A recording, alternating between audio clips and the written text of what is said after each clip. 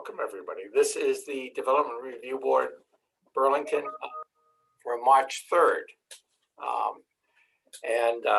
will say that we take up items that they are on in the agenda. And when we call each item, Scott will give access to the applicant and members of the public who want to participate in each item. We will swear them in as appropriate for each item. And we also ask that people give Scott their address for follow-up and party status. Correct, Scott? That is correct. That's for anyone in the public looking to testify. Just state your name and address, and that's for follow-up for notification of board decision. Okay. I'll leave it at that. Communications, I think everything has been posted at this point. Is that accurate? That's right. Everything that I've received up and through about 10 minutes ago has been posted. Are there additions in the last 10 minutes? Yep. It would be helpful to know which projects that's on. Just Sorry. Can I chime in? I wanted to tell you I posted something correspondence for 2 to 14 King Street this afternoon. Okay. That's posted on the site. Just an email correspondence from the state representative. Okay. And there's a few documents for 75 Cherry, Brad, that are posted. Okay, we can try to close that when we get there, I guess. Minutes is, I don't see Ally here at the moment. Is Ally here? I don't see Elliot either. But minutes from the last meeting are posted online. Okay, and she will watch the tape and produce minutes from this one? It is being recorded right now, and I will multitask and text her. Okay, very well. There is nothing on the consent agenda tonight, and so we get to our first public hearing item, which is 251, 253 South Union Street. Is the applicant here for that? I see, okay, I'm seeing double. I'm seeing two Alex Halperins. I see one up there.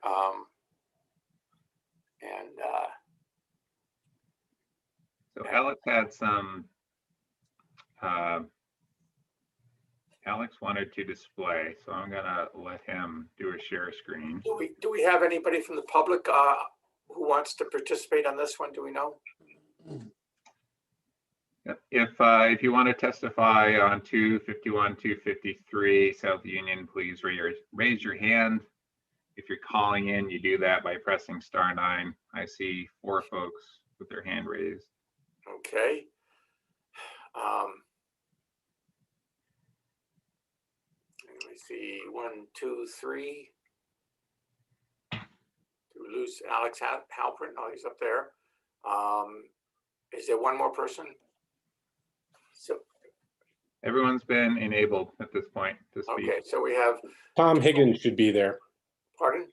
Tom Higgins should be on your list. No, right. I see Alex, Tom, Rebecca, and Joseph. I'm going to ask, and Jill. On this one, no. Jill is 428 South Winooski. Nope, that was premature. All right, Jill, I'll bring you back up later. Okay. Okay. So the 4 people I have right now, I will ask that you swear to tell the truth and whole truth under pain and penalty. Would you say I do? I do. Yes, I do. That 4? Well, I'm going to say that it is. So there were some questions on this one relative to the size and the appropriateness of a residential building being converted at this point. So I guess, Alex, do you have a presentation you want to make on this?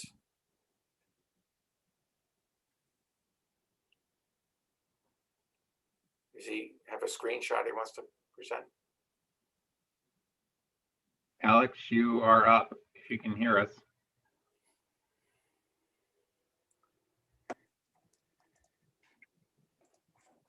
Alex, are you still there?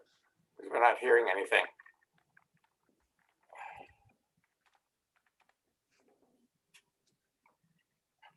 Is Rebecca Weisman still on the line? Can you hear us?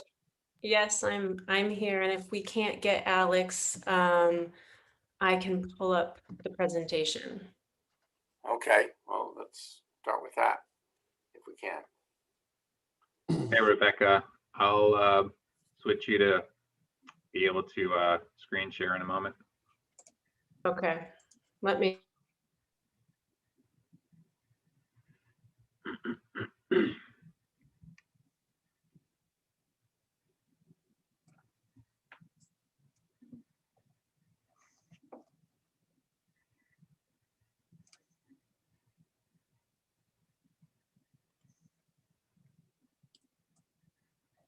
You're on mute, Rebecca.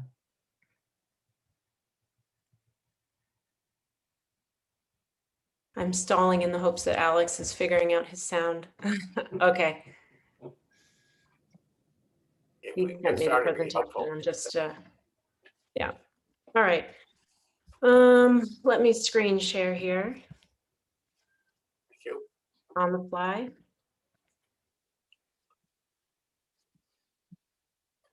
Okay, can everybody see this? Yes. Okay, so the proposal is for 251, 253 South Union Street. This is a street view. And right now the full building is being used as a law office. And this is a little bit, there's been a little bit of a change from what's in the proposal that we sent, in that upon further investigation, we realized there has been no residential space unit in this space at least since the 1980s. We have Tom Higgins here who can speak to that a little bit later. So basically, the whole building is being used as a law office. This is the district map. You can see this from above. This is the front of the building, the rear of the building. And I just want to point out that the rear of the building, the lower level, is entry level to the parking lot. But if you look from the front, the first level, that's street level, is above the parking lot. So there's lower level, first level, second level. And basically this is the square footage. And basically what we're proposing is to convert the general office use to neighborhood commercial use, to be more in accordance with current zoning. And our intended use is as a therapy building, psychotherapy, physical therapy, massage therapy, yoga therapy. So those fall within the health studio and medical office designations of neighborhood commercial. And you can just see, again, lower level, first level, and second level. And the areas down here that are dashed off or non-inhabitable, it's storage space. Essentially, it's basement level or lower level storage space. So this all comes to about 5,625 square feet. And we recognize that this is above the letter of the law in terms of what neighborhood commercial allows for square footage. And we're just hoping that we can make this an easy purchase. We don't own the building yet. We're looking to purchase this building. And it's pretty turnkey in terms of turning it into office space. And I think do you want me to keep this up, or I can stop sharing? You can talk if you don't need anything up there right now. Okay. Do you So I want to think address just to the say, staff comments on this too? Scott, can you hear me now? Yes, Alex. All right, I am really sorry. Alex, great. Rebecca, that's amazing. I could see, but I couldn't speak. So that's an amazing job. Yeah, I can just jump in, but that was a great overview. So go ahead. So this question is about two things. One is the 4,000 versus the actual size of this, and the existence of the apartment, which is not permitted. The lack of the apartment, which has never been permitted to get rid of the apartment in it. And I think that it has in fact been permitted to get rid of the apartment. And I think Tom Higgins is here, who can speak to that. Yes, can everyone hear me?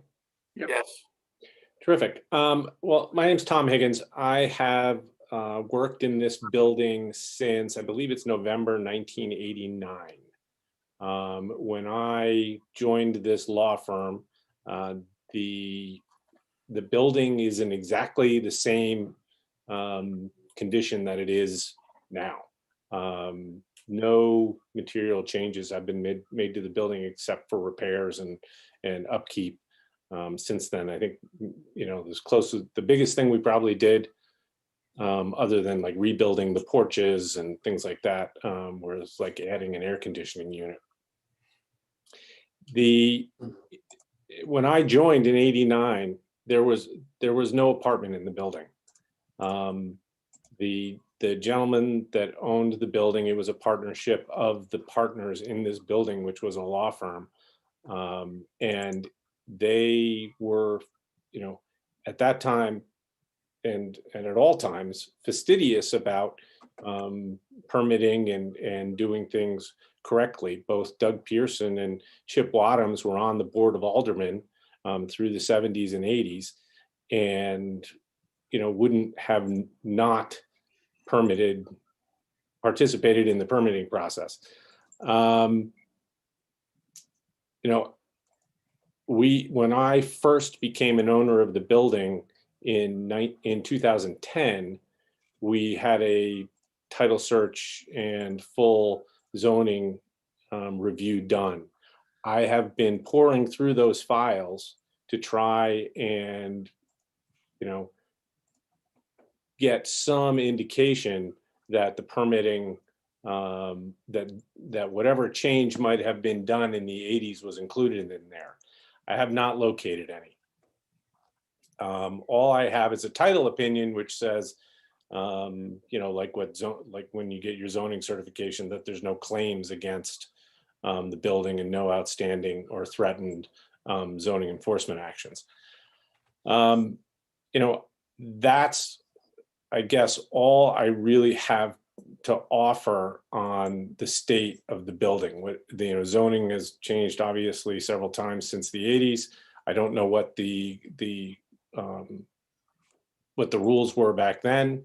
I just feel very confident that back at that time, they would have sought and conducted the permitting properly.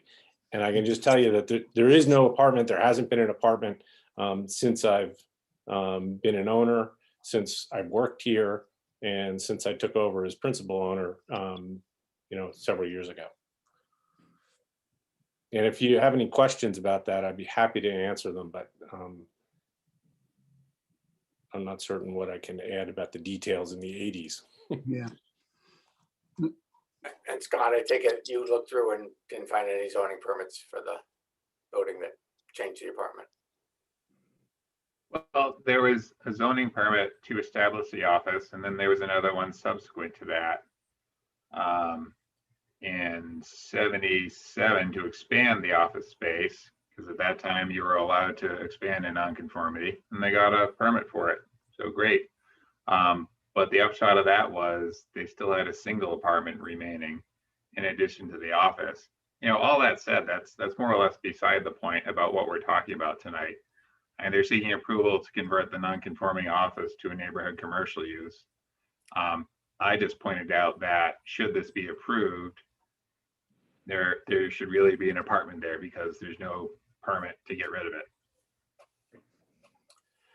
I can speak to that just momentarily because we did have a little bit of language in our proposal.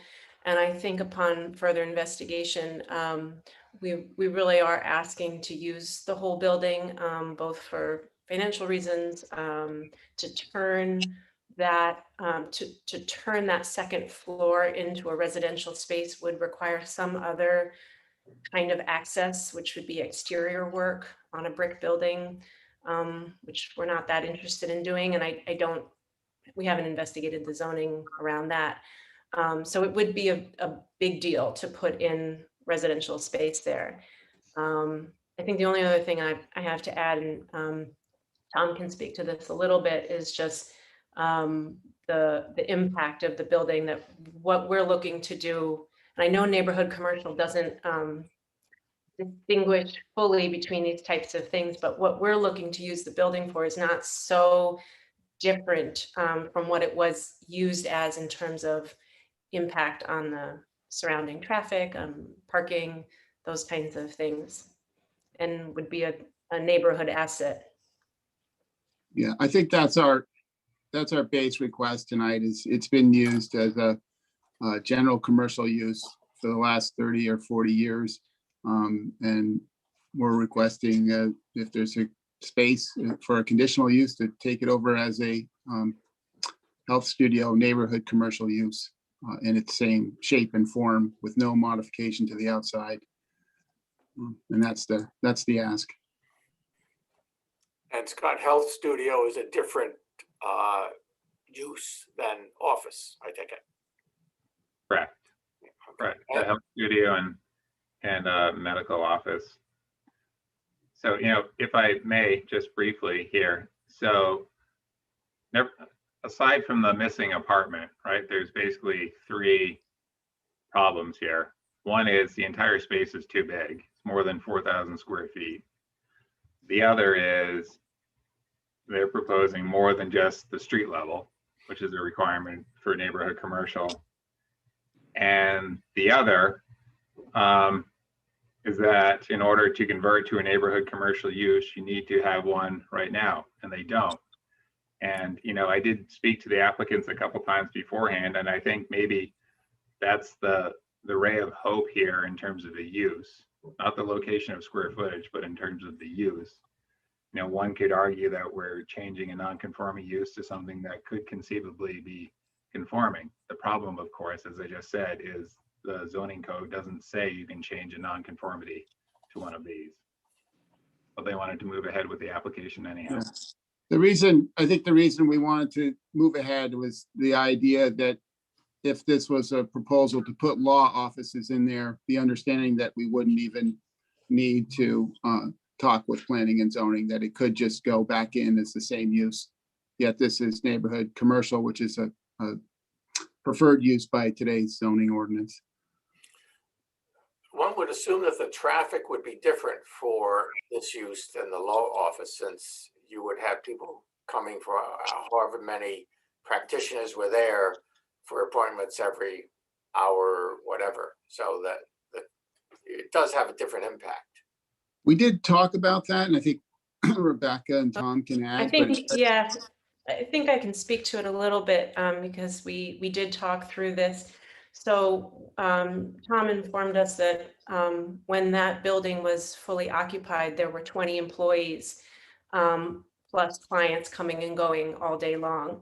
And now we wouldn't have anywhere near that number of employees. We would probably have 10. And given pandemic times, anybody who's doing in-person counseling or therapy, we have to have a lot more space per person. So that's part of why we feel like we would need all of that space. So we would have fewer employees, and I think the coming and going of clients would probably be about the same. And there's, I think you saw in that overview, there is plenty of parking in the back, so there wouldn't be a need for street parking.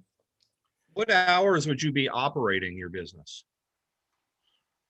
We're thinking that when you looked at that floor plan of the 3 levels, there's basically room for about 5 suites. So those would be separate practitioners. Most of those would be 9 to 5 kind of regular hours. The yoga therapy, that could potentially be more of an evening time, but again, pretty much regular business hours. Rebecca, yoga therapy, that's different than a yoga class, correct? Well, there's a variety. I think yoga is a sort of tricky word, I find, because it puts different images in people's heads. Like some people think, oh, it's like a gym. So this is not like that. This is more, it is small classes, it's public classes, but it's also a lot of one-on-one therapeutic work. So I saw in the application, you'd want to operate till 11 at night. Is that right? Brooks, I that's don't the, think standard so. neighborhood commercial. Okay. Okay, maybe I misunderstood that. Yeah, we wouldn't be operating late at night. Nope.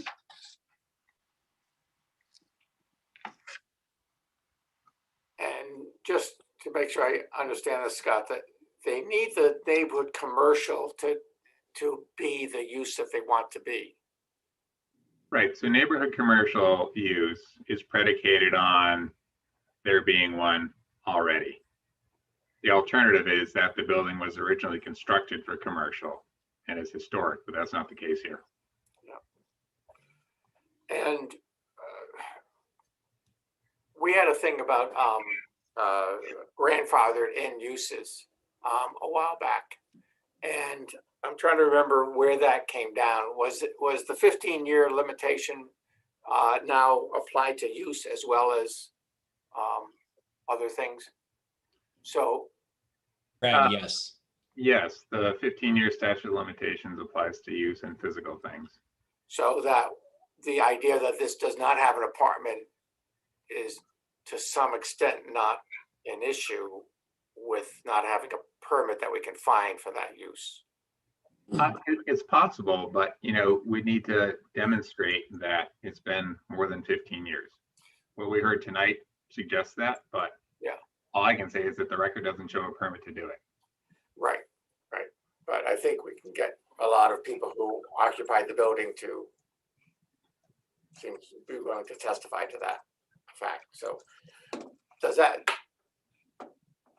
change anything in terms of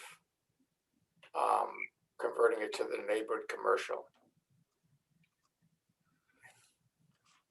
Does it change anything? On the fly, I would say I don't think so. And I only say that because the overall square footage is more than you could permit tonight anyways.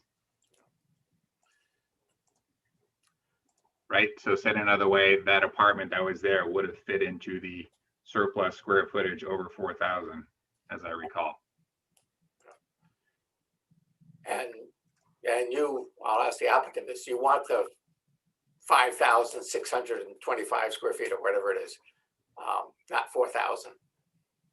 Yes, that's the ask. Okay. Other questions from the board? I want to make sure I understand too. So it sounds like it's fine as offices. I guess what I don't exactly understand is why this would have to be neighborhood commercial, and that there's not, what makes it not an office, I guess, with the proposal. Well, I can answer that and say that health studio and medical office are separate uses in the use table in the CDO as compared to general office. So the law office right now is general office, and that could be, it doesn't have to be a law office, it could be any sort of general office without doing anything with zoning. But But the you only need thing categories. that makes this health then is the yoga therapy. I mean, the counseling falls under health as well. I will let Rebecca make that pitch. It's a good question, because I think when you look at the different neighborhood commercial uses, those are really different types of uses. My understanding, and Scott, you can correct me, is that mental health therapy, psychotherapy, mental health counseling is medical, and physical therapy is medical. So that would cover that. We've also massage therapy. I'm not exactly sure where that falls in, actually. We didn't pursue that rabbit hole, although we would like to include it. But yoga falls under this health studio category, which I think is maybe left a little intentionally vague. That's consistent with practice, Caitlin. For all the yoga studios Burlington has, we don't have a real good box roof to fit into, so we've typically called them health studios.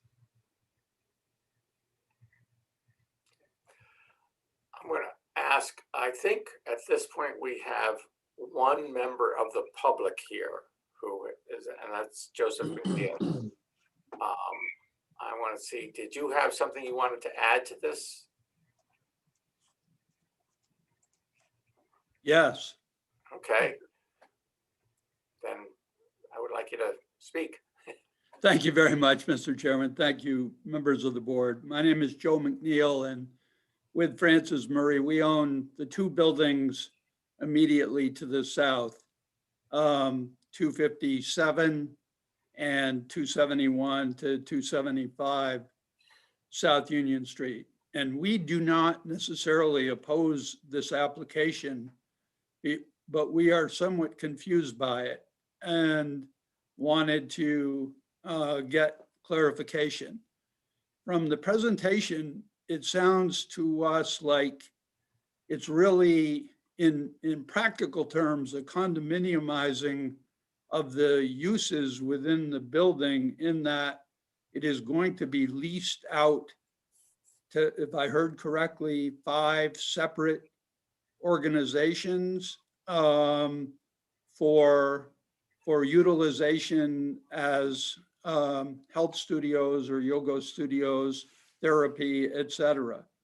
And what that raises in our mind is the question of what indeed will be the traffic pattern in and out of that building. And since our building adjoins it, and there is an emergency opportunity under the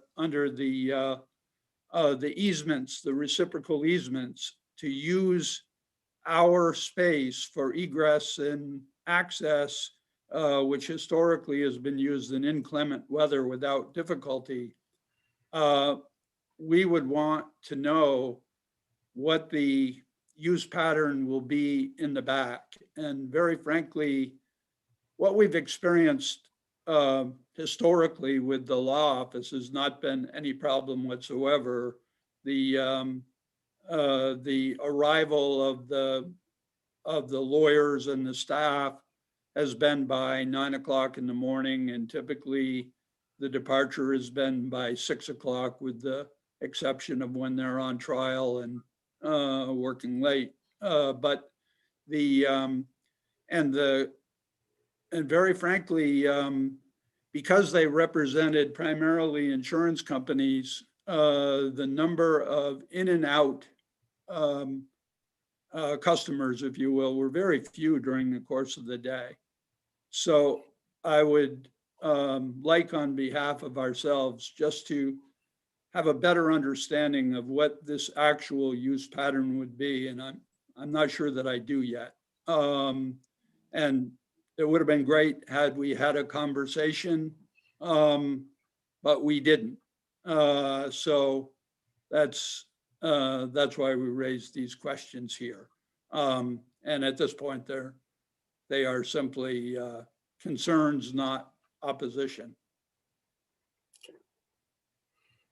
Can we get your mailing address, Joe? 271 South Union Street. Thank you. Rebecca, it's Alex. I think you could talk a little bit about that. Also that, there is an option if the rest of the request was to be, acknowledged as possibly acceptable, we can certainly prepare a traffic study to illustrate what that would be. Yes, and I'll just reiterate what I said earlier, that I think what we're looking at is maybe a slightly different rhythm of who's coming and going. I think you're right, Joseph, that we would have sort of more regular clients, I think. I don't know, maybe Tom, you can speak to that a little bit more. what it was like, what your rhythm was like when you were there. But fewer employees, and I sort of see it coming out as a balance. So for example, if I were to walk you through a single day, I might teach a class in the morning and have, 7 or 8 people who would be coming, but then there would be a big chunk of quiet time until the evening class. So I think that the rhythm and how many people are coming and going, I think would end up being about the same as it was. Yeah, this is Tom Higgins. Hi, Joe. How are you? Hi, Tom. And I'm in the office right now, and we're still operating here, albeit on a much reduced level, having the old firm having largely disbanded. And through the 90s and 2000s, when we were 10, 11 lawyers and 12, 13 support staff, the traffic was steady and consistent all day, every day. We did have primarily insurance company clients, but we also did, it was also a general practice law firm, and I can say that there were people in and out of here every day, all day. But it's, I think, as Joe knows, we have a lot of parking behind, and we also have parking that you enter through the building to the north of us, and that tends to be the traffic is largely invisible, especially from the street, because you're at a lower level and the parking is all behind the 253 and the building to the north. And Tim, if I may, Mr. Chairman, very frankly, our concerns don't relate to the impact on the street level. That is managed well by the law firm. I don't have any reason to believe it wouldn't be with the new use. The question that we're raising is simply whether there would be impact over into our parking and operation. And if, assuming that's not the case, then we wish you luck, and we're happy to be your neighbors. I just want to get a better feel for what that flow would be. I would note that there's nothing on the application that indicates using anything off this site, like your property, for parking, and we don't have we cannot approve them using your property for parking. So as far as we're concerned, it's a separate piece and not part of this application.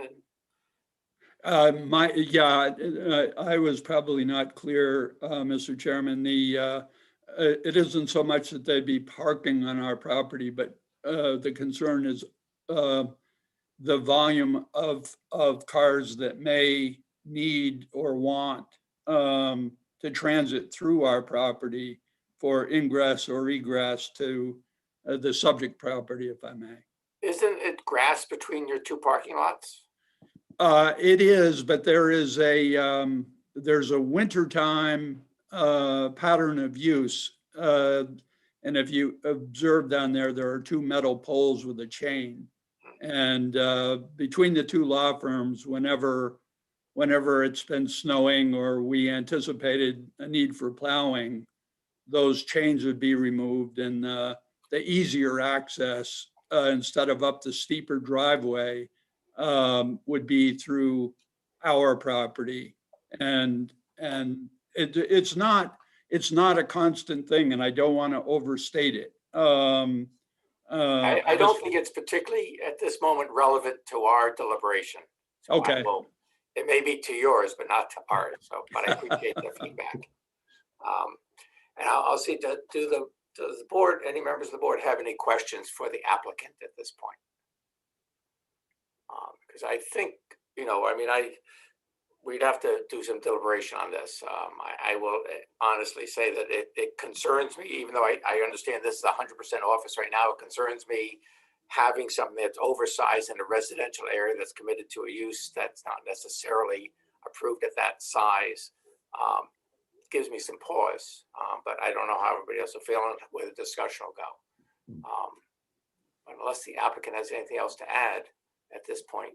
Brad, I would just, it's Alex, I would just reiterate that, that's the primary ask. There are two subsequent descriptions in there. One would be to do the 4,000 square feet from the street access, which I would consider, both at South Union Street, and you can drive down around back. So you don't have to go in the building or on stairs. You can get to those two levels from the street. So that would be the 4,000 square feet, the lower level and the first level. And then the upper level would be an apartment. And Rebecca said she does not want to do that, but that is in the request in the application. And then there's a third request to do the 4,000 square feet as the health studio, and then let the remaining square footage upstairs be general office, just as it is today. So those are the three questions in the application. Thanks. Okay. Is there anything else anybody wants to add? I will say I will close the public hearing at this point. And I don't know, typically we deliberate at the end of the meeting. We may have a long meeting, so we'll have to see how that goes at this point. Yeah. Also, Brad, you should know that I have to go to the South Burlington DRB at 7 tonight. So you're recused from one of the items tonight anyway, so. But that would affect it may affect our deliberations. I may be there for a few hours, so. Rather than here for a few hours, okay. Long Zoom tonight. Yes. Okay, thank you, everybody who participated in this hearing. Thank you. Thank you. So then we have our next item, which is 428 South Winooski Avenue. And the applicant, Jill Badolato, sorry to slaughter the name there. I know she was here before. There's Jill.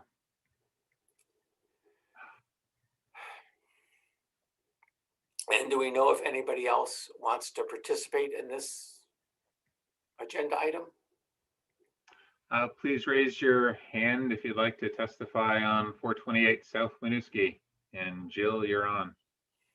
Hi. Hi. So this is to convert to use your current house as a short-term rental, 2 bedrooms, when you're not there. Yes. Is that accurate? I guess I should swear you in just to get started. So there's nobody else speaking on this one, right, Scott? Nobody's raised their hand, and I would note that this is recommended for consent approval, but somehow didn't make it on the consent agenda. Okay. So I will swear you in, Jill, and would you ask you to swear to tell the truth and whole truth on the penalty of perjury? Yes. Okay, I actually have one question, which is really for Ryan, the staff member here. Ryan, I'm confused by something, and maybe you can clarify it for me. Okay. The B&B is allowed in an owner-occupied building, right? Correct. And this is going to be used as a B&B when the owner is not occupying the building. That's the idea. Yeah, absolutely. That seems to be a conflict. Am I? Isn't that the 6 months, Ryan? Right. So yeah, owner occupancy, or yeah, it's 51% of the year type of calculation. Whether they're there or not, I don't think we've gotten that far, and Scott might be able to back me up on that, but I'm not sure we've gotten to the weeds about if they're actually there present to, essentially let a guest into the house or not, or to actually sleep in the same house while guests are there. I don't think that it ever got to that point. So I think the full-time residency of the property owner is appropriate here. And the 6 months, as AJ points out, and I think that's where we're at. That the owner has to be there one day more than 6 months. It needs to be their primary residence, Brad. And that translates into half the year plus a day. And we'll look at their homestead declaration to confirm. They don't need to be there while it's being short-term rented.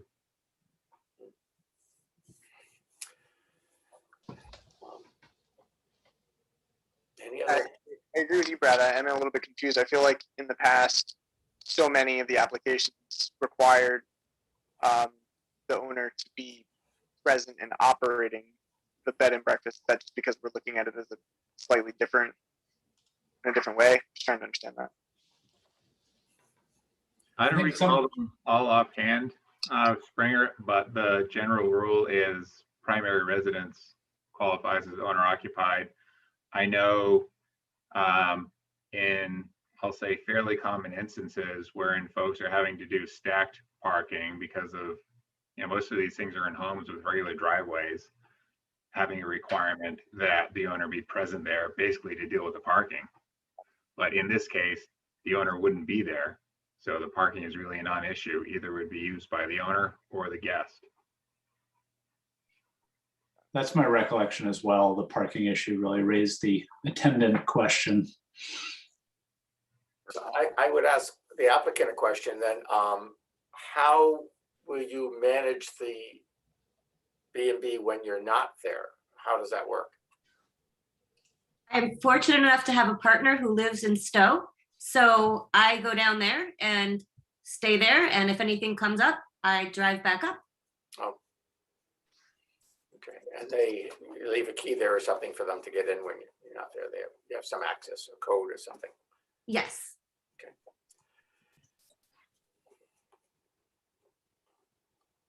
Then I'm not sure. Does anybody else on the board have a question for the applicant on this one? Okay, Jill, unless there's something else you want to add at this point? Nope. Thank you. Okay, then I will close this hearing too. Thank you. Thank you. Okay, so our next item, I imagine there's a few people here for this one. It's 75 Cherry Street, BTC Mall Associates. It's an amendment to an existing permit. And Brad, I'm recused from this matter and the next item on the agenda. okay, good. Recused from this matter, but not the next item on the agenda. Let me just make sure. No, I'm okay on spot on the dock. But I do, Brad, as you know, I do have to leave at 7 for another DRB. We can try to double up, but it's going to be tough. We're third on the agenda at South Burlington. So We'll see how it goes. yeah, because I'm recused, I'm going to sign off and then sign back in. I'm going to leave my office. Check in with us. Maybe we'll be done before 7. Yeah, sounds I'm, great. All I'm right, going to sign off as well. And Scott, if you deliberate, if you could maybe just send me a text. I'll try to check back in as well. Okay. Thank you. Okay. So we're the diehards here now. I see Jesse Beck is here. There's probably more from the applicant team. Yes, there are.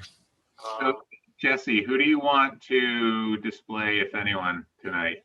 Myself, we have a short PowerPoint, and on it is some of the people who will be on the call. And who is that? We have myself, Jesse Beck from Freeman French Freeman, Jesse Robbins from Freeman French Freeman. We have a civil engineer, Kevin Warden from Engineering Ventures. We have Jen Connolly from VHB representing traffic. We have the ownership group with William Fells from Devonwood. I believe Dave Farrington, Farrington Construction. And I can't see the whole list of who might else be on there, but Don Sinix may be on, Al Senecal, and Scott Ireland. And I believe I've got most everybody. All right, so Jesse, I'm going to promote you to be able to do screen sharing. And while I do that, Anyone else on the applicant team looking to speak to this, just raise your hand and I can enable talking that way. Oh, I also forgot Brian Dunkeel from Dunkeel Saunders Legal Counsel. Okay. So I am going to start with the applicant's team. I know we're going to have other people here, but I'd like to start with the applicant's team and swear them in and ask, I know you have about 5 or 6 different people, that you would swear to tell the truth and whole truth under pain and penalty of perjury. You'd say, I do? I do. I Now, I'm do. going to also sort of stipulate that anybody from the applicant's team who speaks, I assume that they have made that declaration.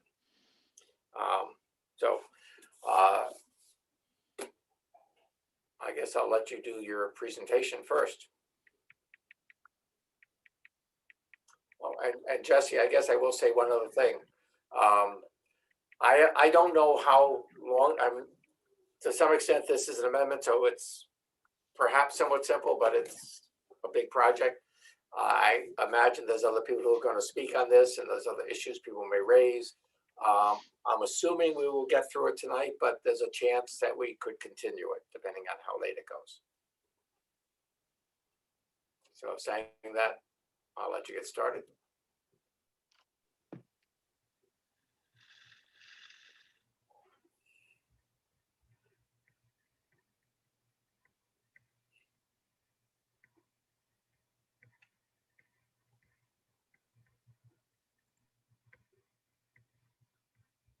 I'm not hearing anything if you're speaking, Jesse, or anyone else. Jesse Robbins, are you there? Can you hear me? I can I'm hear here. I just unmuted my microphone. Somehow it got muted Okay. from when I was speaking before. So anyway, this project is an amended permit to reduce the size of the project. The look and feel of the project is very similar in many ways from what you've permitted before. Same materials, same city block, same new streets. And so what I'll do here in a short presentation is to walk you through the project application and some of the changes that are within it. So like I said, it still is about Cherry Street, Bank Street, and the 2 new streets of the new St. Paul and the new Pine Street. And the building, like before, has a north building in a U shape on a podium of retail and a south building on the same podium. And the project is all about housing, no more office space as previously permitted. For public access and access in and out of the site, we are a full build site with a change from the parking entrances from before. They are now located off the new Pine and the new St. Paul with pedestrian access. We still have the primary loading dock to the south between 100 Bank and the south building. And we have 2 new smaller loading docks, a west loading dock to service the north building to the west and an east loading dock to service the north building to the east.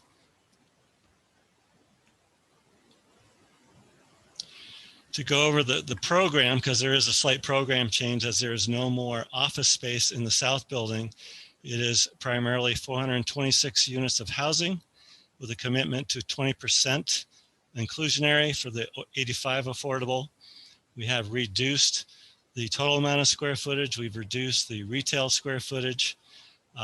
Still the commitment on the new streets. We have right-sized the parking garage to conform with the new planning and zoning requirements at 422 parking spaces. We've been in front of the DAB and the Conservation Board to review some of this information and get their advisory comments, which are in the comments.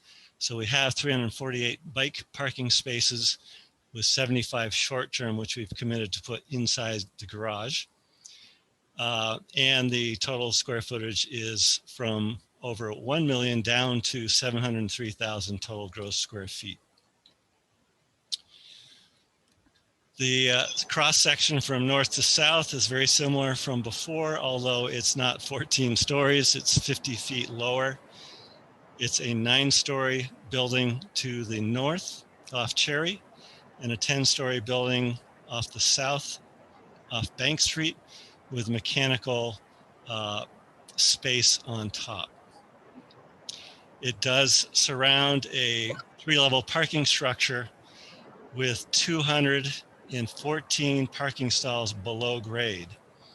And it has on-ramp parking within that parking structure for 3 levels.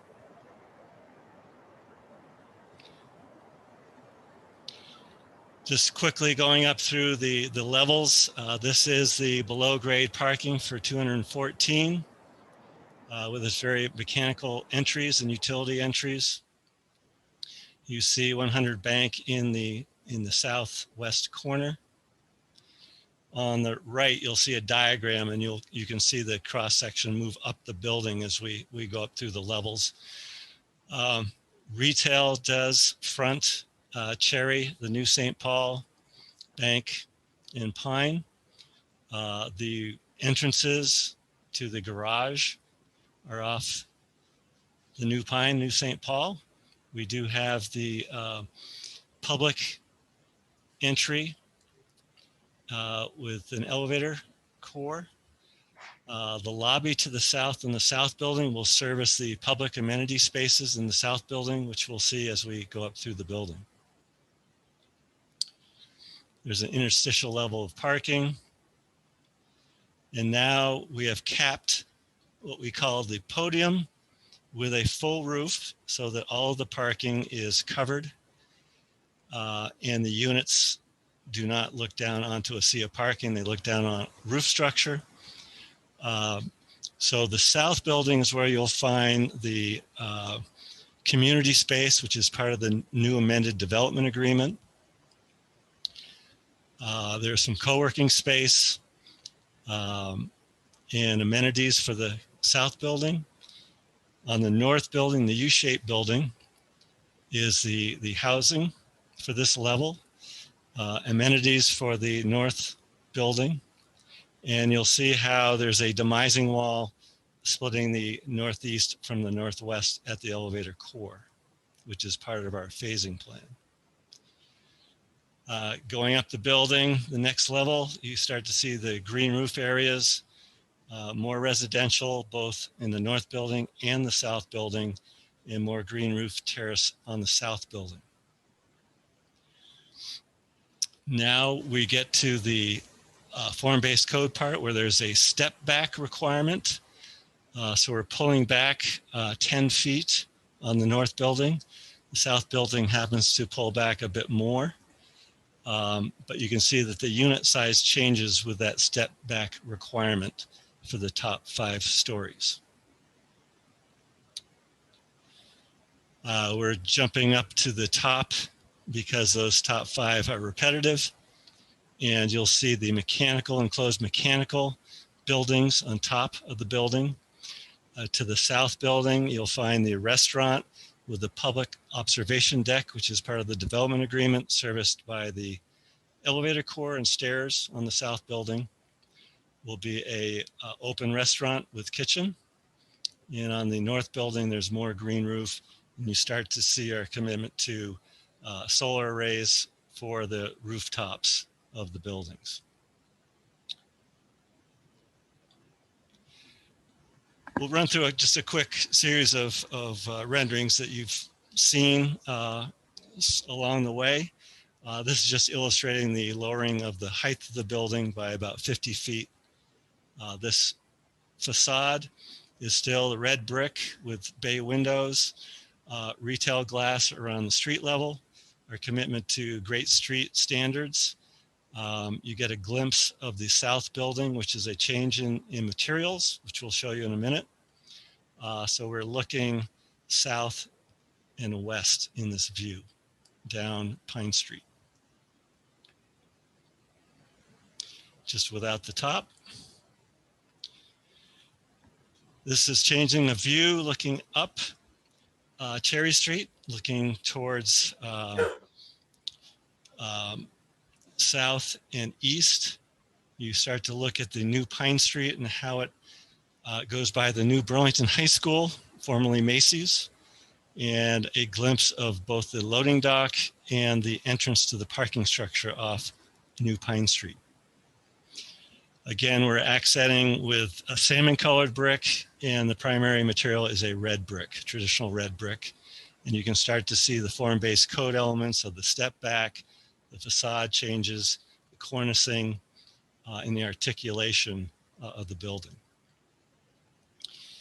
A little closer view in, so you can look down New Pine and start to see 100 Bank and how that influences the new Great Streets.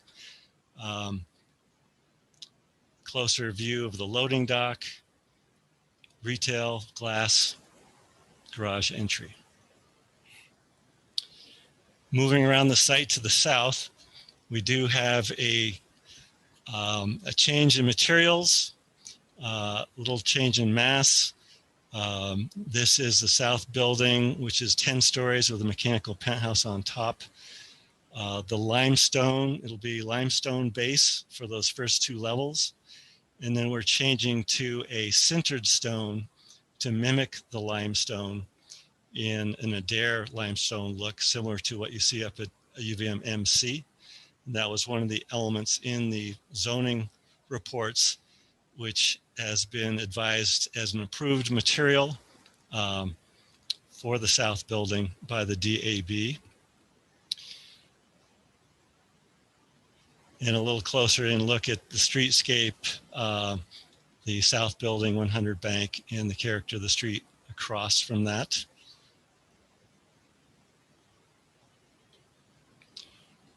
And so that's the end of our presentation. Just a very quick overview.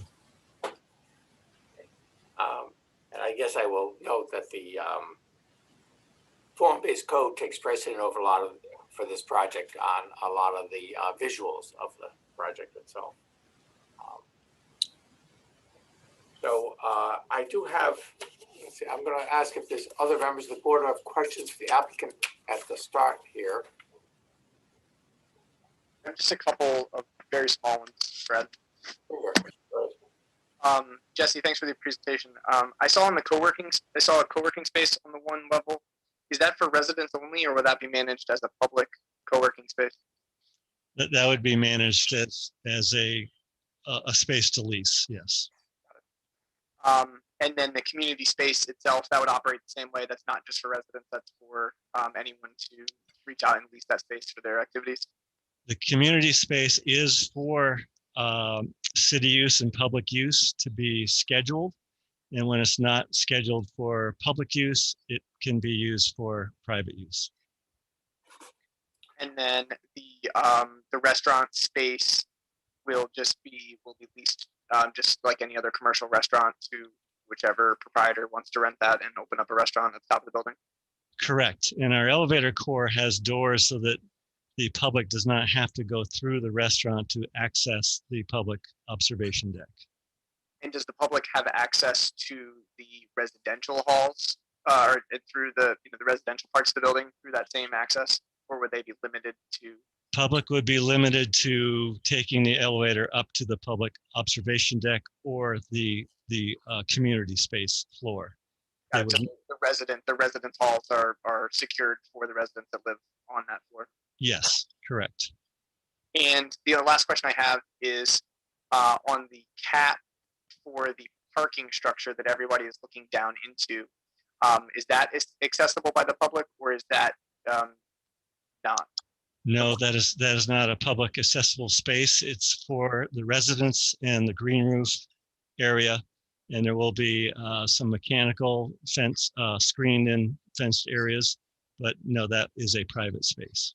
But it is an accessible space for those that live there. Yes. And what are the material? I couldn't quite find it. What would the materials be? I'm looking at the rendering on page 32. I'm just trying to understand what that might look like. So there's a combination. There'll be a terrace, just an open terrace with pavers that people can walk on. There'll be a green roof area, which is sedum. It's not It's not to be walked on, it's to collect rainwater. But one can walk through it with some walkways, similar to what we did at the airport green roof. We want people not to walk on the sedum plants. They're low, hardy plants. And then the rest of the roof will be a membrane roof, which you will not want people to walk on because it's to manage rainwater and keep the rain out of the parking structure. Those are my questions. Thank you so much. Appreciate it. Thanks. I'm going to jump in with a couple of questions. Jesse, I'm curious about something. I was looking at the parking access off of Pine and St. Paul, and especially the one on St. Paul Street. I'm trying to figure out, you've got the pedestrian access or pedestrian sort of walkway through the garage, and that comes out and doesn't look like it comes out to the street through that entrance. But the entrance is sort of offset. Oh, on this drawing, okay, my drawing didn't show that. So it just seemed odd that the entrance is offset. So cars coming in are going to be sort of scrunching that walkway area. Am I seeing that accurately? Well, that's one of the relief areas that we're asking for the DRB is the form-based code allows you for 24 feet for your garage entrance width. Right. We're asking for the 20% relief on that to get a little larger opening so that you do have no conflicts between pedestrians and 2 lanes of traffic. So we have gone through turning radiuses for Ford 150 vehicle, and we're working with Department of Public Works. We've had several meetings with them to illustrate how there will be no conflicts between those elements in the turning radiuses. But you would like them a little larger, is that what you're saying? Correct. Yeah, form-based code limits you to 24 feet. And in our application and in the comments from planning and zoning, we've requested the enlargement of that. To what? We're showing between 26 and 27 feet, Brad, and the increase in width at the request of the DPW staff who reviewed these documents. They were concerned about the egress and ingress of the garage, so the extra width of the offset is to accommodate the traffic management things, an island for the parking control gates, et cetera, and still allow for adequate protection of the pedestrians and for vehicles to be entering and exiting in a controlled way. But the drawing looks like it's showing 26 feet. Yep. And that's what you're wanting, or is that? Yes. Yes. Okay, so you're 2 feet over the 24 feet. Correct. Which is within your 10% realm of. Well, the 20% maximum relief would allow up to 28 feet 9 inches. Thanks, Mary. But we have other physical, things to deal with. So the 26 we feel make a very comfortable opening and protect the pedestrians. Yeah, you got a few columns in there, looks like. Yes, they go a few stories up. Okay. Okay,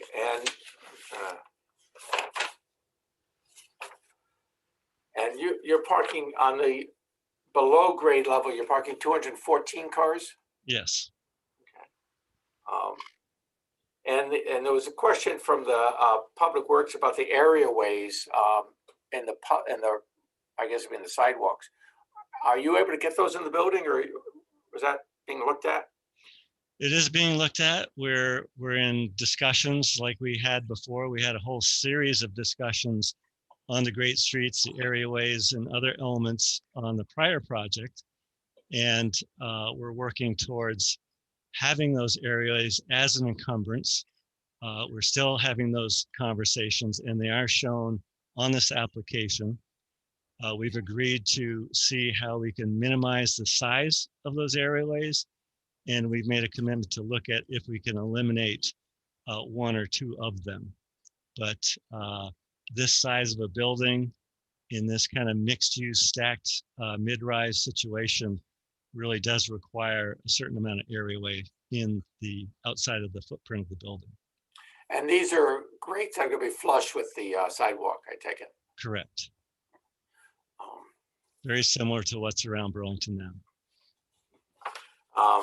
I guess I've got two other questions I'm asking about. One of them is I see that there is commitment to a LEED certification for the building, and you've got a lot of solar panels on the roof.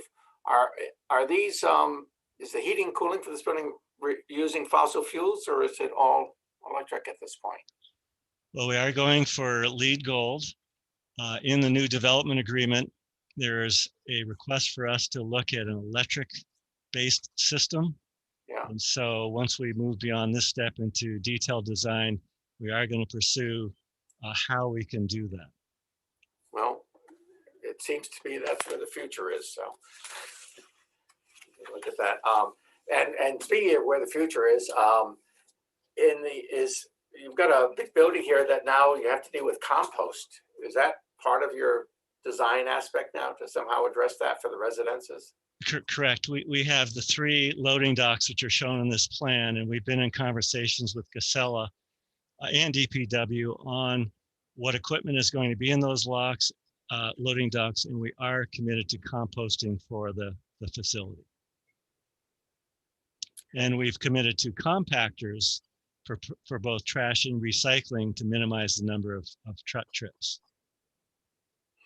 Okay. I will say that usually we don't get to say anything about the streets, but because they end up being in the public right of way, but they're not in the public right of way yet. So we get to make comments on them. I think I was wondering how the streets were going to be laid out and everything else, and I think they look good. It's exciting to see that happening in this. The streets will be running through, and I'm sure there's a lot of people that are quite happy to see the building lower. So yes, it looks like a good project this way.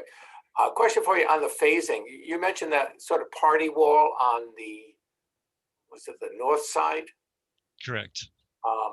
So when you build, and I know you've got 4 phases for this thing. When it's constructed, and I don't remember, it's east or west side of that's constructed first. Which one is it?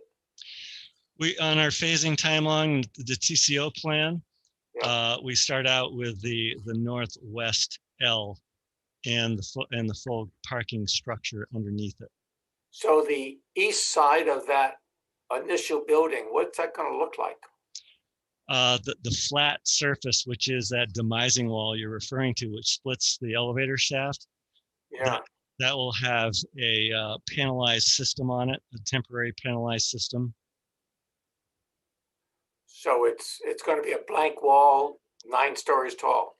Correct. Or from the podium on up. Well, is the podium built? Is the podium not built? The street level podium's not built yet either. That's the parking structure and the retail will be built underneath it. Oh. So the full retail from St. Paul to Pine will be built on Cherry Street. No, you're correct that the side of the retail at grade will have a panelized blank wall. Okay. And then it'll go on up the other levels of housing temporarily as we start to construct the northeast L shape against it. Yeah. So it'll be that way for a year or more. He has 18 months in the schedule. 18 months. And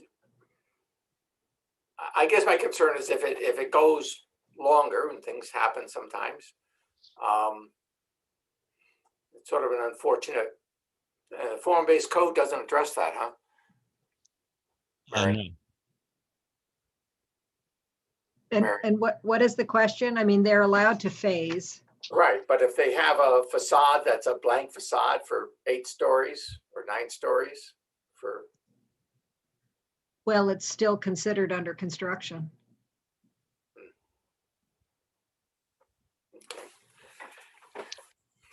Yeah, the intent is to get from the start of construction to the end of the 4th phase in a sequence.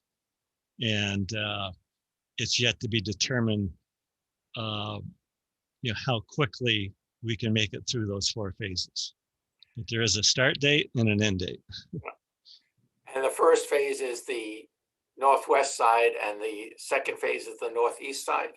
Correct, as planned right now, as per our submitted schedule. Okay, and there's a lot of questions still from Public Works, but I assume you're working with them on. Yes, we've had 2 sessions. We've got 3 more scheduled after tonight. And we have responded to the list of comments I believe you have received via the zoning department. Right. We've created spreadsheets with responses to each one of those items, as well as traffic. Our traffic consultant is in conversations with the city's traffic consultant, CHA, and working towards conclusion of all of their points raised. Okay. Right now, if no member of the board has any more questions for the applicant right now, I am going to say that, Scott, if you're letting, are there other members of the public who want to participate in this hearing? We haven't found any of them yet. Well, there are some. If we're going to transition to public comment, let's request that you raise your hand or use the raise your hand function so we know you're raising your hand. So we have a few raising their hands. Brad.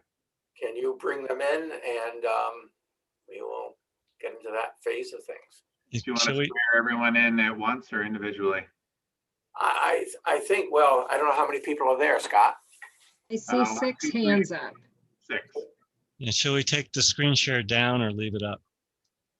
I would take it down right now, I think. Okay. How many did you say were there, Mary? I'm counting 6. Bring them all in and. Okay.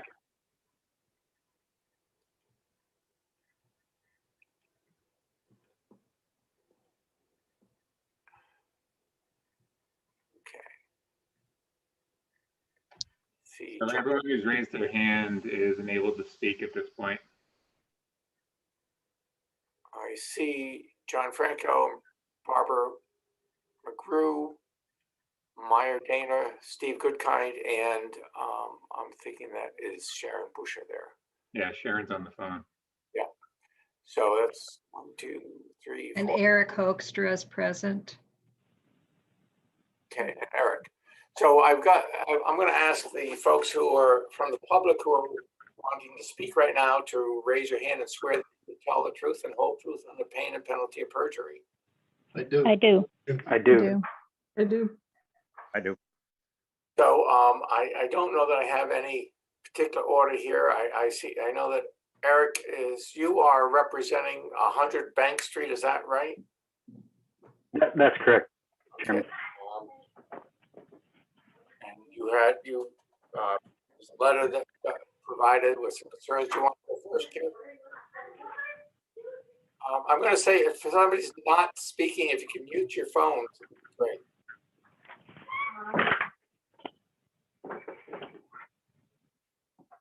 Eric? Yes. Yeah, I just, I wanted to make sure that the members of the board saw the letter from our attorney at Gravel and Shea. I would say overall, we are, as part of the downtown neighborhood, we are excited about the potential for the revitalization that this project presents. But we think there are a number of issues that really need to be looked at more closely around stormwater, traffic, parking, and then a variety of other items. And, I'm not going to go through all of those details. You have the letter, you can read through what we've brought up. I do think, there's a major question here around what ordinance are we looking at? This is an amendment to an existing application, and new elements of an ordinance are being reviewed that did not apply at the time of the original application. And I've always understood that the ordinance in place when you apply is the ordinance. And if it changes later, you can't amend that permit under the new ordinance. You have to use the old ordinance unless you want to start over. And you can start over and you can submit a new application, but that's no longer an amendment. Well, staff is that position that that's not the case. Yeah, I mean, we could get into a mind-bending discussion over what's an amendment versus not. The short answer is the zoning code doesn't say anything about it, right? So we're handling this as an amendment because it's basically what was proposed beforehand, but it's downsized, but it's a new application. And that's why you're seeing it. That's why the design advisory board saw it. And that's why the conservation board saw it. You're in particular, you're looking at the parking, Eric, is that right? That's one element, yes. A major element at that, yes. They can change the ordinance too in the last few years. Okay. Right. So I mean, I think there's a big legal question here, and Scott, I respect your view on this. I'm just not sure that that's correct. I think it's either an amendment or it's not. And you know, I think we've seen plenty of situations where the ordinance gets changed to an applicant's detriment. They are not held to the standard of the new ordinance that's detrimental to them in that case, right? You can't have it both ways. You know, if the ordinance is changed to your benefit, you don't get to pick and choose that, oh, I get to use the beneficial things, but if it's detrimental, I get to lean back on the old ordinance that was more beneficial to me at the time that was in place. And there is a major distinction between a new application and an amendment in terms of process, in terms of fees, in terms of a number of things. So I do think it's an important element that needs a little more review. I would say one thing in that is that we've been advised by the staff that we're complying with the full zoning ordinance as it stands currently, and it's not picking and choosing. Right. And, you know, Brad, if I may briefly, we've seen a few amendments, you know, especially with Eric Farrell out of Cambrian Rise. And that project has been around for long enough that the zoning code has changed. And when it comes in, it's reviewed under the standards that are in effect at the time. So Eric's right about vested rights. You have vested rights when you apply for your permit. And again, what you're seeing tonight, okay, it's an amendment with a lowercase a. It's a new permit application that you're looking at.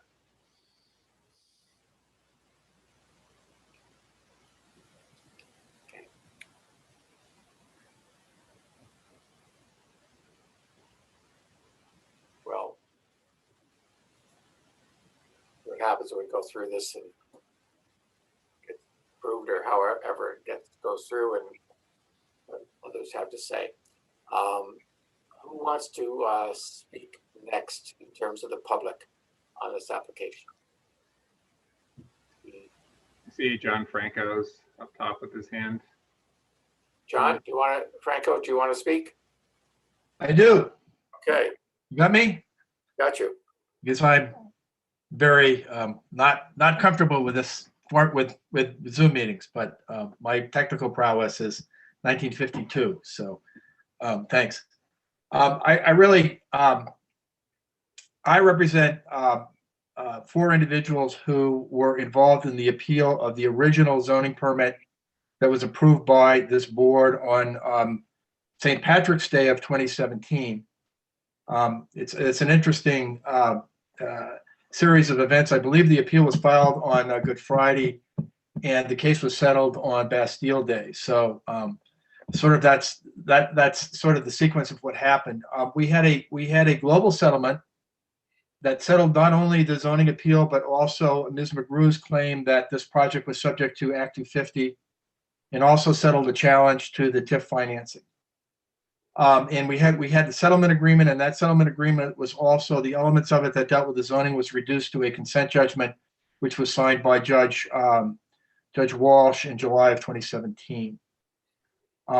We have no comment or objection to this project at all. In fact, we support it. We support the downsizing. But here's the problem with it.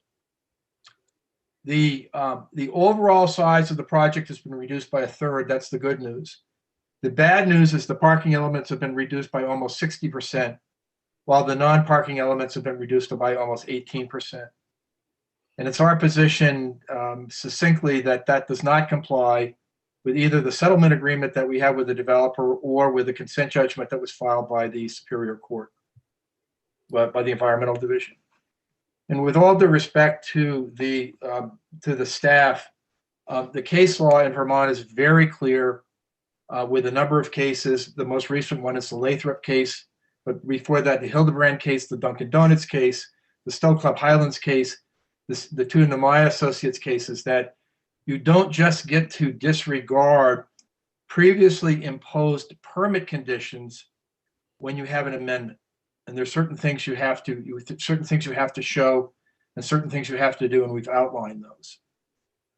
The claim that the parking is limited by the parking that in our agreement is limited by the new ordinance couldn't be further from the truth. Number one, the current ordinance does not put any kind of cap on public parking. What we are seeking, and we have sought, was mitigation of the loss of the 567 public parking spaces when the old Cherry Street parking garage was demolished. And that has been demolished. And that was demolished in reliance upon the permit that was granted by the settlement and the consent judgment issued by the Environmental Division in 2017. So they've actually acted on that. They've acted on that. And they got the benefit of that. And they got the benefit of my client's forbearance about not protracting the case with litigation in the Environmental Division and appeals to the Supreme Court. That cannot just be willy-nilly overlooked now. And so in a nutshell, this proposal is seriously out of whack. It's seriously out of balance in terms of the amount of parking that should be provided here. I mean, I don't have any dispute that if there is a reduction in the scope of the non-parking elements, there should be a pro rata reduction in the amount of parking. But that's not what we have here. And it's our basic position that they need to go back to the drawing board with the balance of non-parking and parking elements here, or it's just not in compliance with the court order, and it's not in compliance with the settlement agreement. Okay. That's it in a nutshell. Lastly, I would say I know that the developer's attorney filed a letter late this afternoon claiming that under the Taft Corners Associates case, that controls and that they can go under the new ordinance. That's not what Taft Corners says at all. Taft Corners was a case where what the Supreme Court said is that you are bound by the law in effect at the time that you had a completed application. And the Taft Corners cites a case called In re Ross, which was a case where they didn't have a completed application, and that's why they were not bound by the previous regulations. And Taft Corners itself was a situation where the application was denied, and they said that doesn't create any vested rights in the previous ordinance. But that's not what you got here.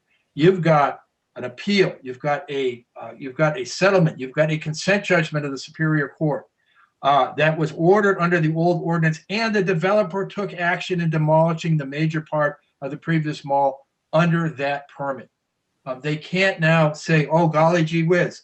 New day in town. My bad that I tore down the old parking garage.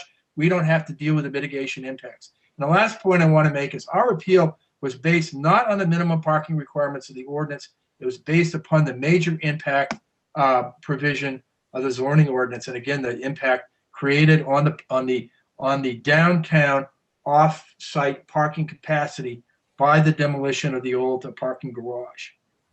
So that's our beef in a nutshell. And the fact that the city looks at parking differently now than how you looked at it at that point doesn't impact that view, right? It can't. I mean, the city may, but it can't. The case law is clear, particularly the Lathrop case. But again, the new parking ordinance does not prohibit It does not affect the requirements of the 2017 decision for 967 spaces, simply because there's an exception in the current ordinance for public parking spaces. They're not subject to that limitation. It's right in there, and I briefed that. It's right in the brief. So that's really a non-starter. That's really a non-starter here. We're talking about the compliance of this project with the previous court order.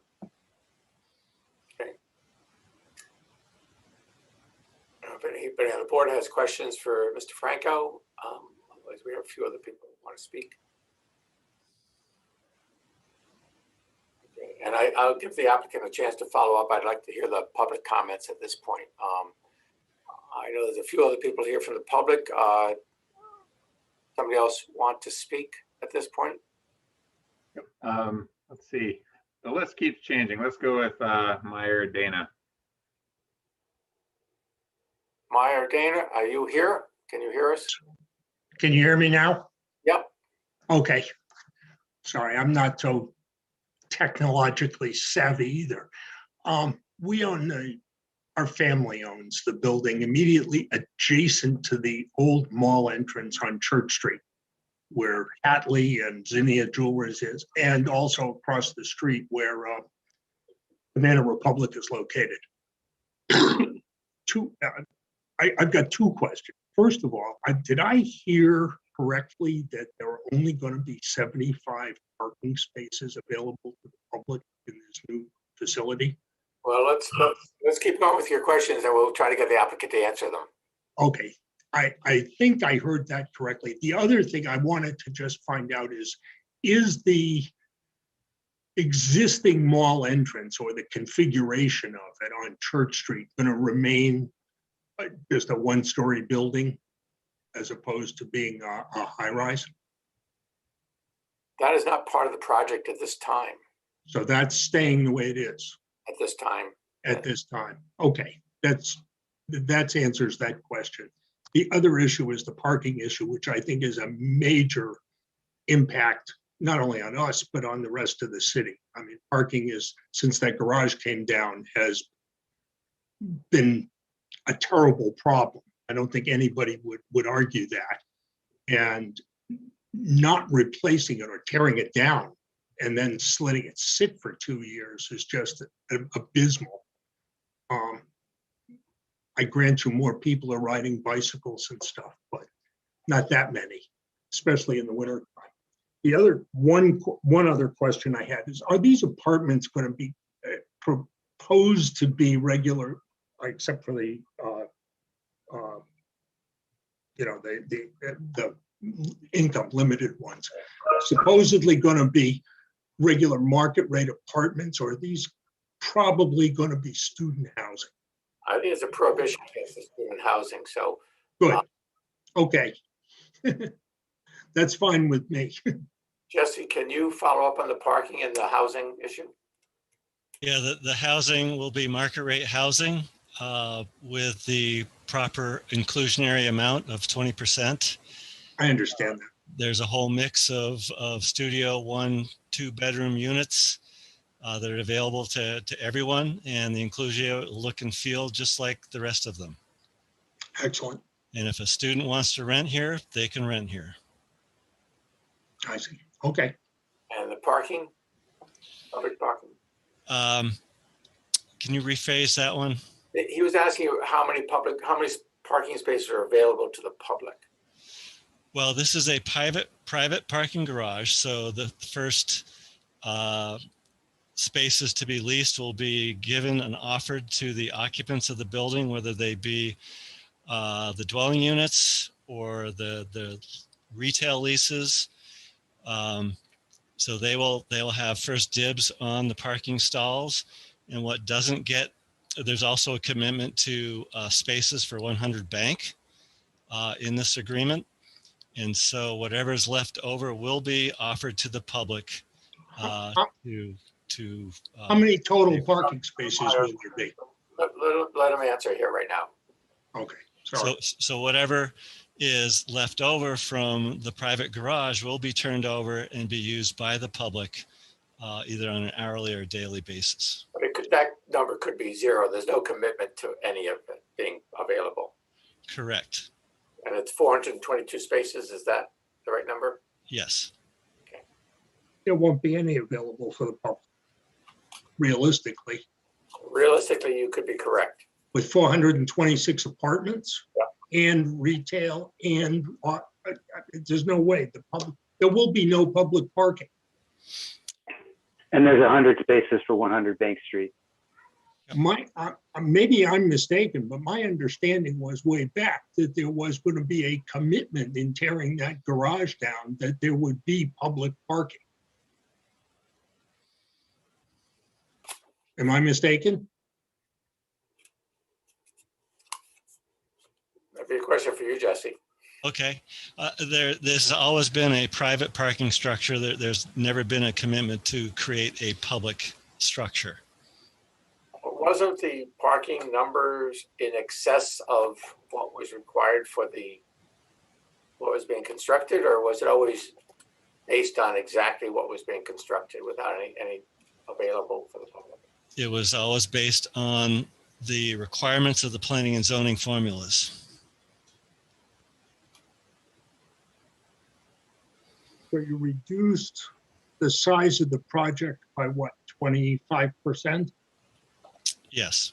How many parking spaces were supposedly going to be built under the original plan? I don't have those numbers in front of me. Order of 900. 900. So you've reduced it. I'm asking Jesse. Is that the realm? Wasn't it around 900?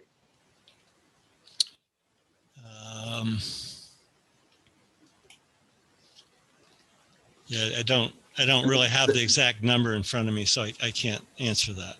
I'm looking up the exact number so that I can answer the question. The 900 was a peak parking capacity with valeting and other considerations. Some tandem parking happening. So I'm going to get you the number of striped spaces that was in the original design as it was finally submitted to you guys. All right, seems to me you've reduced the parking, as the previous speaker said, far more than you've reduced the size of the project. Well, currently, we're meeting the ordinances that are in effect for parking, which has a 0 requirement for housing, a 0 requirement for retail. And so we're actually building close to the maximums that are allowable at the 422 amount.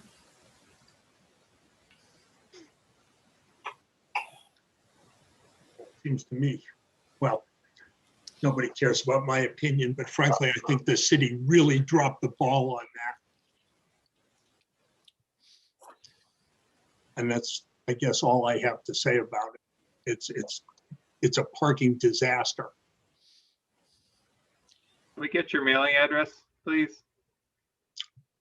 1340 Center Street, CENTRE, Suite 101, Newton, NEWTON, Massachusetts, 02459. Great, thank you. Okay, while Jesse Robbins is looking up the numbers, I'll see who else from the public is wanting to speak right now. Are you still looking for what was approved for parking for the original permit? Yes. 961 spaces in the permit that was issued in 2017. And Jesse Robbins was looking up the number of spaces that did not rely on I think the valet parking aspect of it.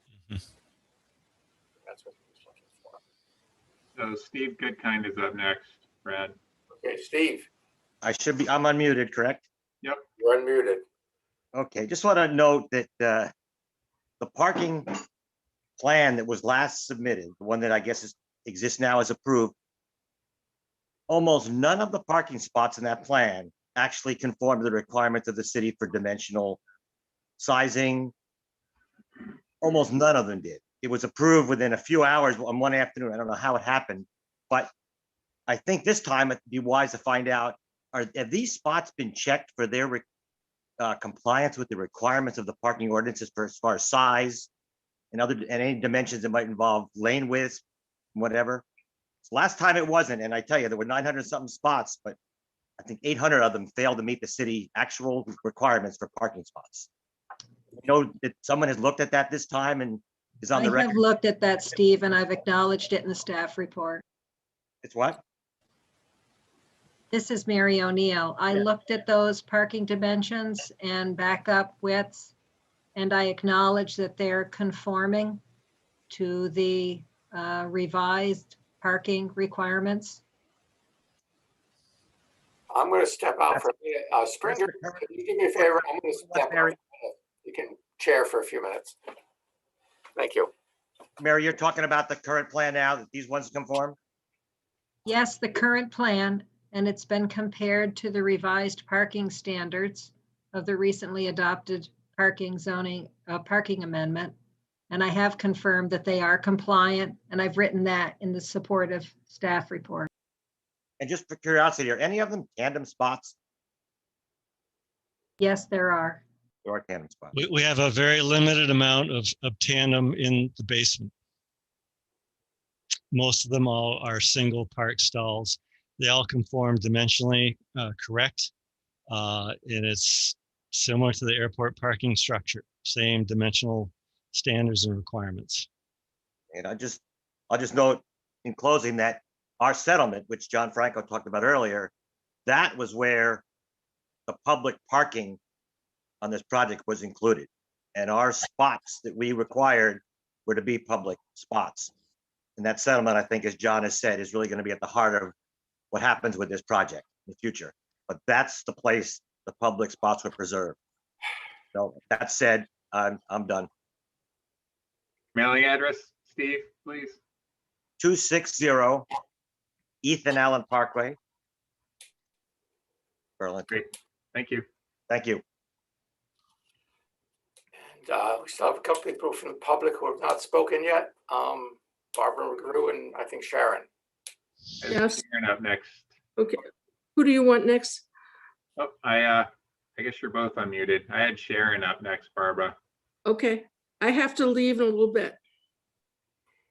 Scott, she can go first. Okay. Okay, Barbara. Thank you. Thank you. Really, basically, John Franco speaks for me. I want to make sure my address is recorded. And I just want to underline what Steve just said, that we're fighting for parking for the Church Street Marketplace merchants. And I wish they would say something to the city if they feel as the man who just testified does. But I just really want my address so that I get the mailings on this. And do you have it, Scott? We probably do, but why don't you let us know again? 76 St. Paul Street, apartment 8 NW as in Northwest in Burlington, ground 0 for the project. Thank you. Okay. Thank you. And Sharon?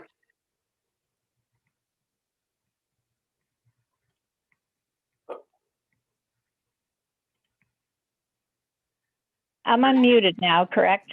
Correct. Yes, I've been going back and forth. I apologize.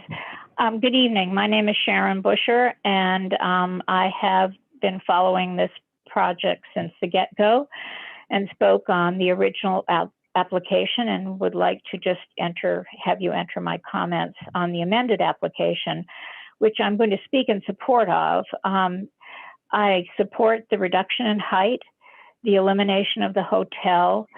I was happy to see the TDM proposal. I don't think that's finalized, but with the bus passes, car share, the 5 spaces that are dedicated for car share or a service like that.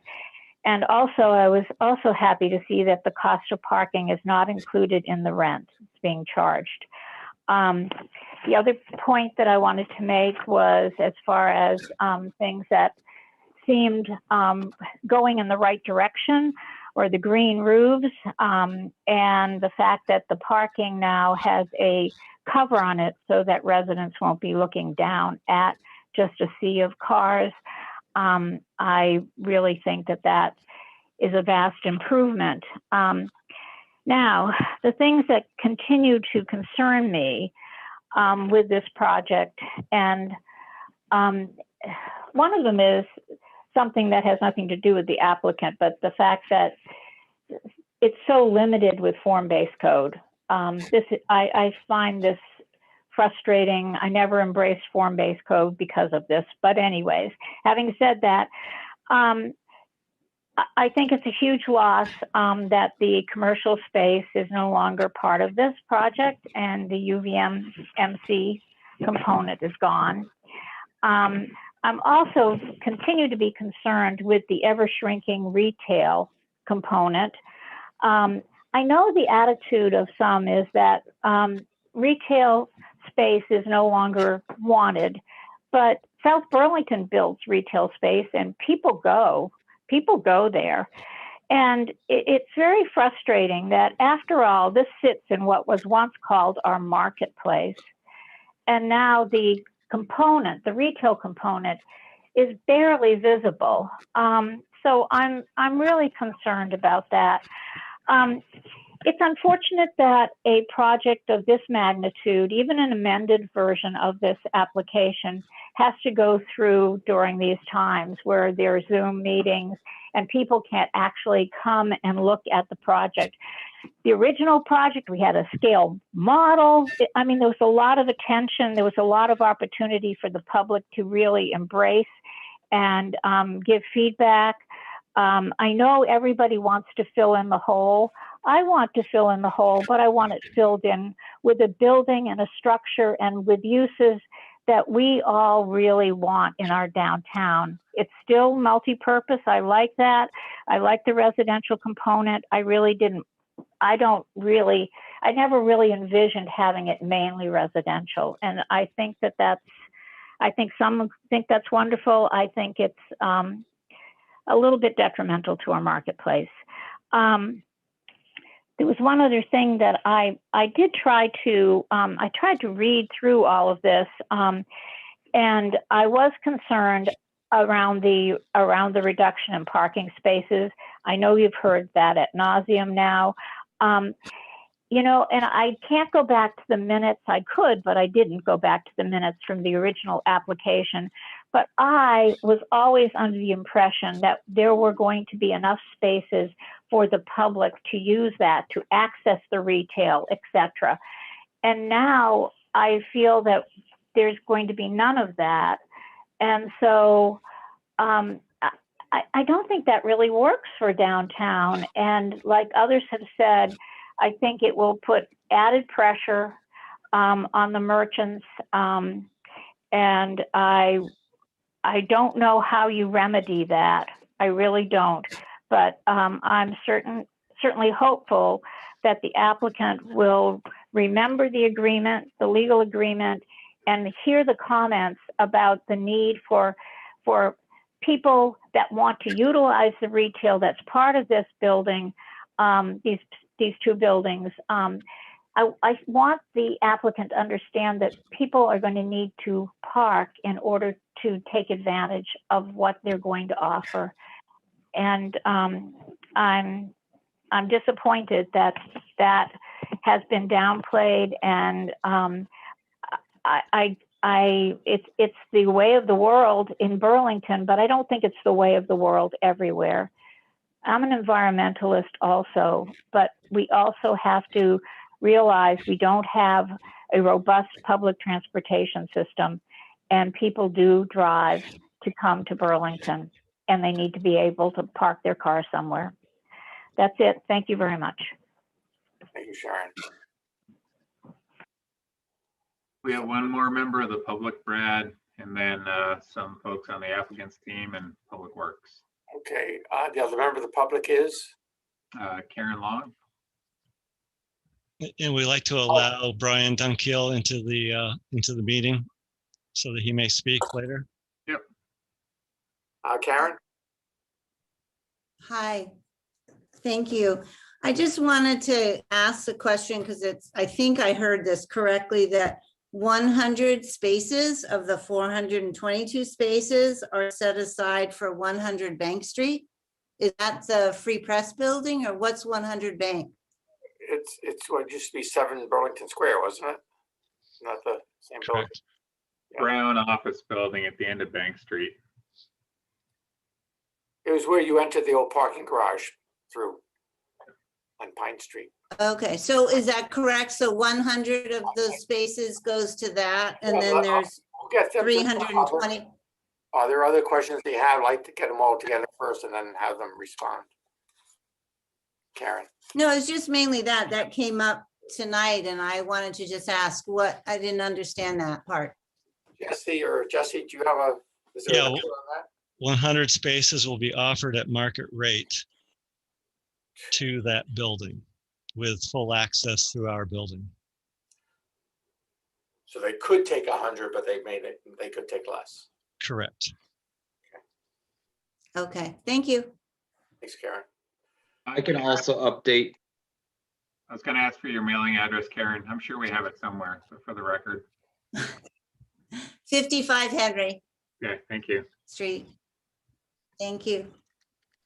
I can also update that the plan at the end of the previous design, when the settlement agreement occurred, had 766 striped spaces.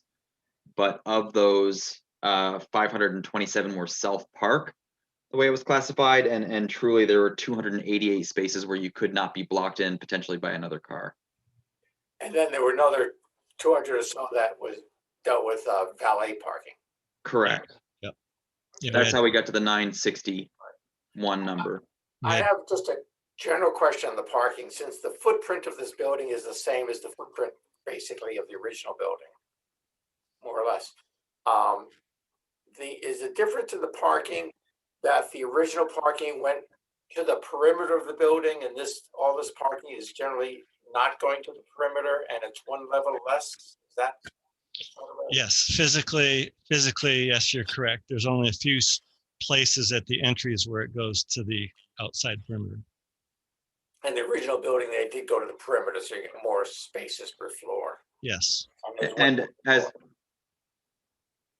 that summary noted, the previous design had a significant number of stacked and tandem spaces. We now have very few, which would be, we imagine, primarily for residents who have two cars who are paying market rate for their parking. Are those tandems part of the 422? Part of the what? Are those tandem spaces part of the 422? Yes, they're shown on the plans and you can see them in the basement level. I believe there's roughly 20 that are tandem up. We've really tried to minimize and make this a lot easier to navigate in and through by reducing the amount of tandems and stacked triples.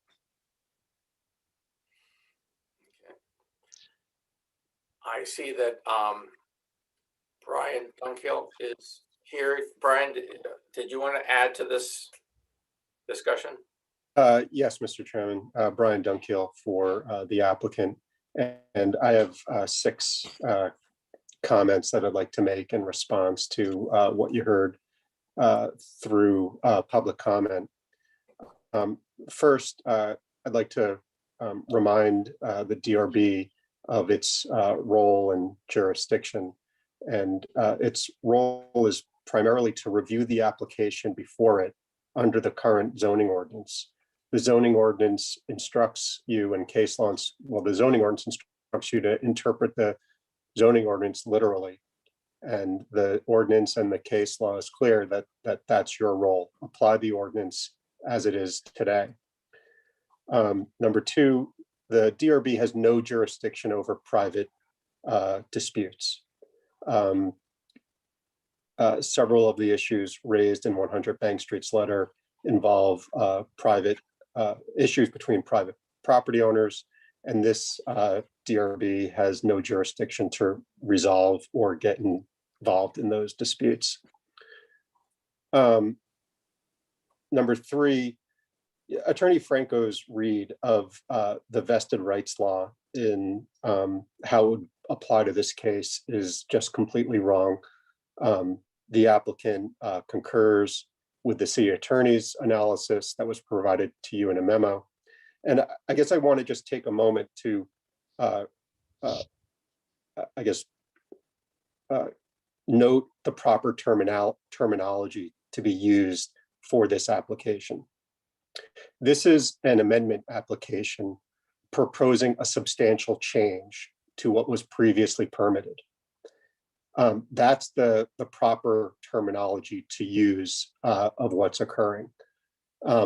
New project, old project, that kind of doesn't really have, I guess, a basis in the case law that has been established over the years by the Vermont Supreme Court. And so, what is before you is a permit amendment application proposing a substantial change to something that was already permitted. And under the Vermont Supreme Court precedent, that is absolutely allowed. There's several cases where the Vermont Supreme Court has affirmed making changes under these circumstances, including when there was a settlement agreement in place. The next point I want to make is that this DRB has absolutely no jurisdiction to evaluate the settlement agreement. So in some ways, I'm making your job easier for you because you could disregard a lot of this stuff. Very, very generous of you. Yeah, thank you. Thank you. And then I guess this notion of public parking, private parking, this has been a proposed private parking garage. It's always been a proposed private parking garage. Actually, I'm not even sure whether this applicant has the capacity to build a public parking garage as a legal matter. But this is a private parking garage. And in fact, the settlement agreement is silent on public parking. I'm not sure what Mr. Goodkind or Mr. Franco was referring to. And I guess the last point I would make is that it sounds like several members of the public just don't like the policies that have been put in place with regards to parking management under the zoning ordinance by the city council. But those policy decisions are up to the city council. And there's a whole process that leads to them setting the parking policies in the zoning ordinance. Your job is to apply the zoning ordinance as it's been promulgated. And the zoning ordinance is unambiguous. There's no parking required in this district. And in fact, if you look at the zoning ordinance section 8.1.3C, it actually allows projects that have, in this district, that have previously permitted required zone parking under the old zoning ordinance to get released from those permit obligations, as long as it's not public parking. So the zoning ordinance is really crystal clear over what you should be doing with regards to parking in this circumstance. That's all I have. Thank you. Thank you. Yeah, we'd like to wrap it up because we know the night's getting long, and just say that we've reviewed all of the staff comments and feel that we have met the ordinances in place, and we are willing to accept the comments as written and only request your relief on the two items, which is the width of the garage entrance and the sintered stone material for the south building. So those are the only two things in those zoning comments that need to be part of the deliberation. I believe we have to approve the height also. Oh, yes, you're right. So Brad, we have Laura Wheelock from Public Works looking to speak, and then Eric Hoch has his hand up again as well. Okay, Laura, Public Works. Yep. So Laura, you're on. Yep. Hi, this is Laura Wheelock, DPW. I just wanted to speak on a couple of items. The applicant had followed up with DPW late yesterday with some responses to the comments that were submitted to the board. Neither Water Resources or Technical Services inside DPW have had a chance to really review those documents to date that may or may not respond to the comments.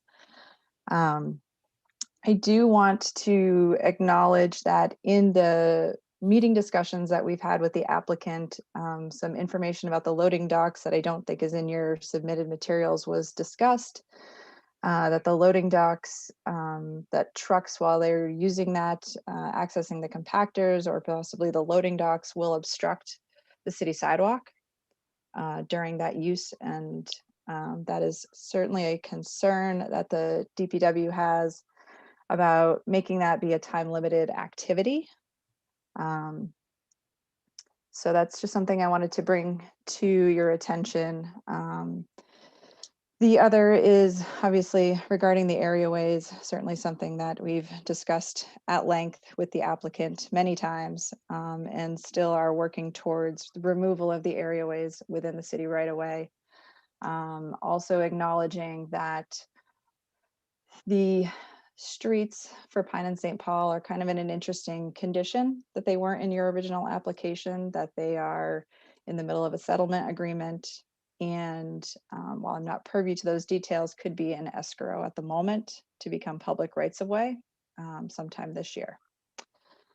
The last is just around the traffic.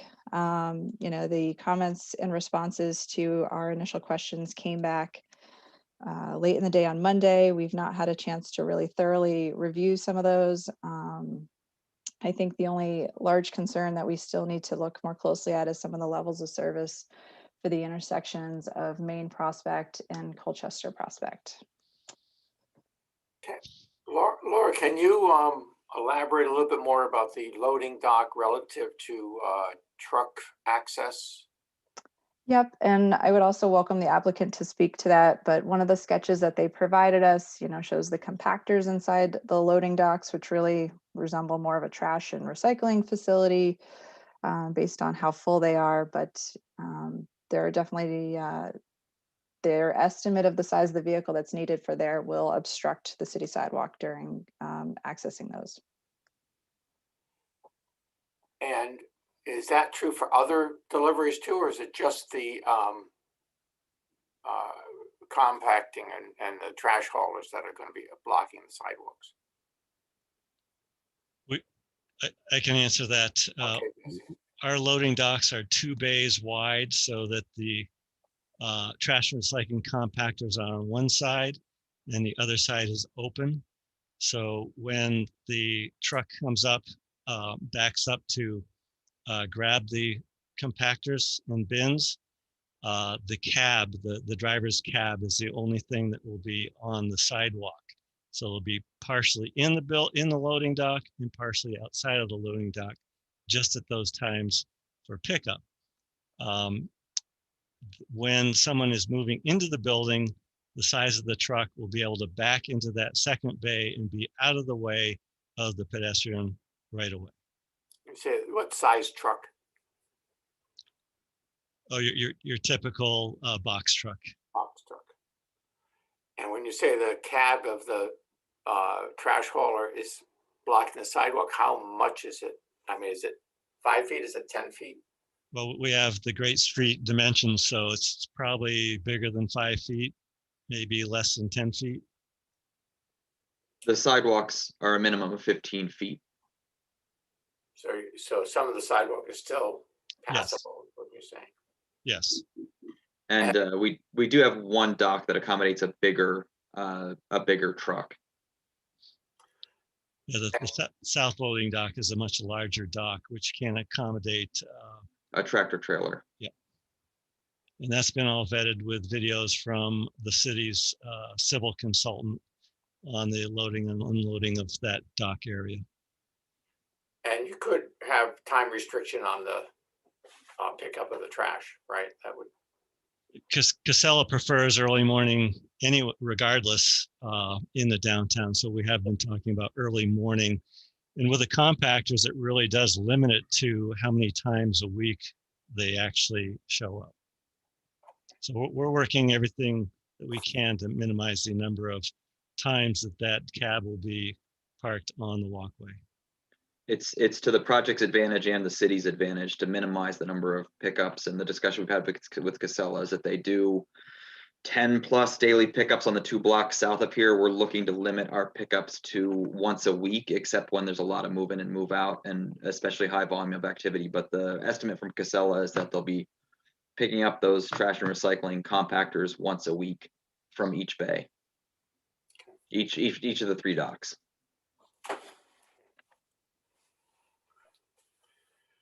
Okay, other questions from the board at this point? The applicant, and did you say that Eric Hoekstra had another? Eric Hoekstra has his hand up to speak again, and so does Steve Goodkind. I see Norm Baldwin hasn't spoken yet, has his hand up from Public. Well, as long as we're going through Public Works right now, Norm, do you want to speak on this? So Norm, you're on. Great. Can you hear me? Yes. Thank you for taking my question. Or my expressed concern, just to give you context. We have a transit center that's directly adjacent to this project. It's our expectation that St. Paul Street is going to be one of those primary routes that the transit center will use to service its routes outbound and inbound. And as a result, it's important that the sidewalk and the roadway not in any way be obstructed during those early morning hours when the transit system is really active. And so we certainly don't want to have pedestrians redirected into the roadway when the street's most active with the transit center. So it's important that there be clear conditions about time of day beyond just general agreement. What hours is that form that you're concerned about? Sorry, what?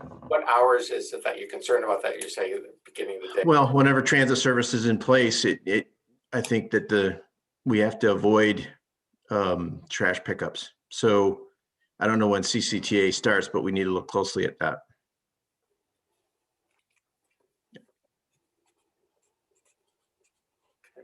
So that's really kind of the point of that. Okay. Thank you. That's it. Thanks, Don. Don't want to go through too many different rounds of the same thing.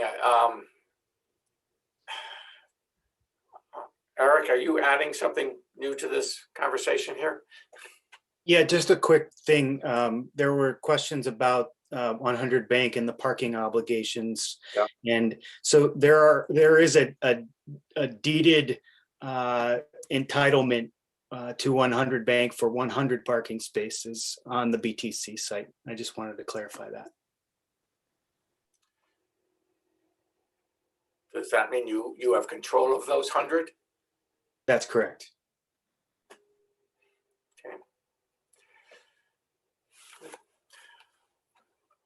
Okay, I think we've heard from everybody at least once on this. Steve still has his hand up. Do you want to go there or no? I didn't hear you. Scott, who's that? Steve Goodkind has his hand up to speak again. Steve, did you have something to add on this too?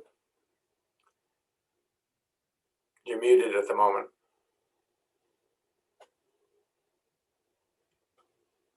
No. You're up, Steve.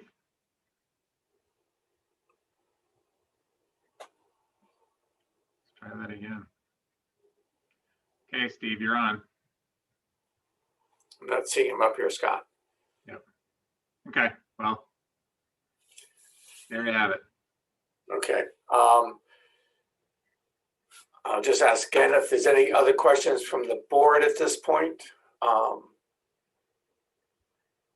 If not, I'm going to ask if the applicant has anything you want to add this time. No, I think we've covered our application, answered the questions, and have a full application, and we're looking forward to your deliberations soon. We're on a time crunch and a schedule, and we have great momentum for this thing, so we're looking forward to starting construction in September. Exciting. Okay. Unless there's other comments, we will close this public hearing. Thank you, everybody. Okay, we have one other agenda item. I see AJ is back, but AJ, are you still available? Well, maybe. The next item on the agenda is 2 to 14 King Street. Is the applicant here? Yes, the applicant is here. Let me find him.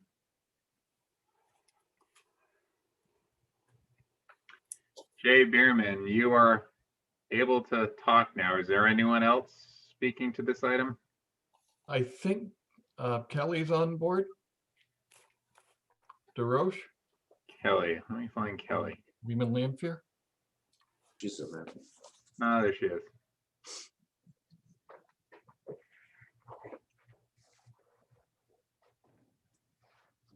She'll probably take the lead on presenting. Hi, Scott. Can you hear me? Yeah, do you want to present Kelly or no?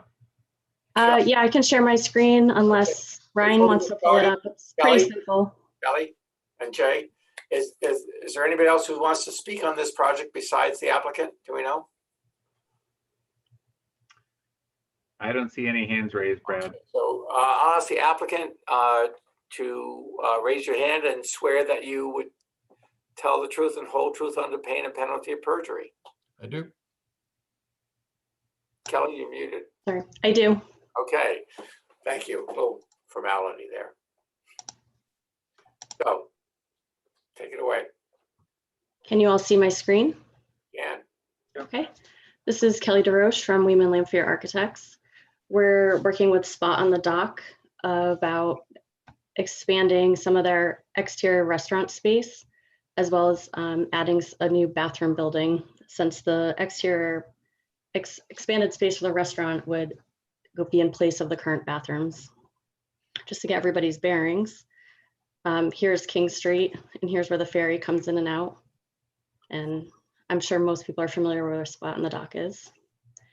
What's shown in green on the plan is the proposed bathroom building. And I'll move on to the architectural, since that probably helps explain it a little better.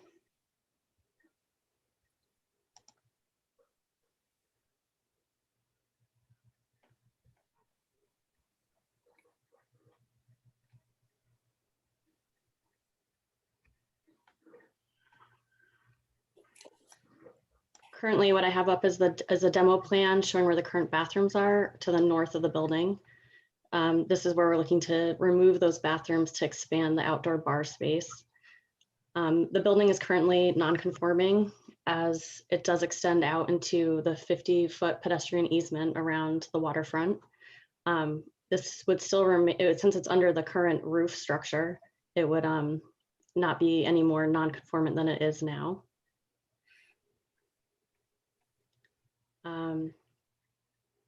And then to the east of the building, the current building, is where we're proposing putting this new bathroom building in. This blue line that you see is that 50-foot setback from the waterfront. So you can see it's squeezed a little bit, Kelly. Yep. So we can see the whole drawing. Thank you. Yeah. So part of the goal for Spot on the Dock when doing this work is that their main business is all outdoor dining, and everybody comes into the southwest portion of the building. So really this back end and this back entrance, which appears to be a main entrance to the building, is more for deliveries and staff at this point. Trying not to encourage the public to come this way and to move more around the southwest to this portion of the building where the public enters and the restaurant space. As I mentioned before, this blue dashed line is showing that 50-foot setback from the waterfront. So the building squeezes in there nicely. We're only talking about 545 square feet here, so significantly less than the previous project. The only minimal site work really is just utilities for the building, and then adding this small asphalt path to get to the bathroom structure. Right, currently the existing building is at 100 foot, 6 feet for finished floor. We have to have the building up above the flood zone. So this building will be up at 100-foot 4 for finished floor for the new bathroom building. Therefore, why such a large ramp and stairs? How does the public enter that bathroom? They come around down this path. and up this way. Is that patrons or is that the public? It is the patrons of the restaurant. Is it open to the public? It's not intended to. Is it locked? It will be locked when the business is closed and not operating. Is it locked when the business is open? I don't know if Shannon's on for Spot on the Dock, but I believe it will be open when the restaurant is open. You won't require a key, but I would have the owner answer that question. I'm not sure if she's still on. Who would that be, Kelly? Shannon or Todd? Okay, I do see Shannon and Todd for that matter. I'll allow them both to talk. Okay. Hi, I'm Shannon, who manages the Spot on the Dock. Did you hear the question about locking or not locking the bathrooms? I did, and exactly what Kelly said is we would keep it unlocked during business hours, even when the bathrooms were where they are. How in the past that once the doors are unlocked, you can't control who uses the bathrooms, and I believe it would be the same way. And would there be any signage or prohibition at all for members of the public to use the bathroom who aren't using the restaurant? Honestly, that was something that I never thought of. If we needed to put up signage, I would, but I wouldn't want to put it up. But if it was something that I needed to, then of course we would.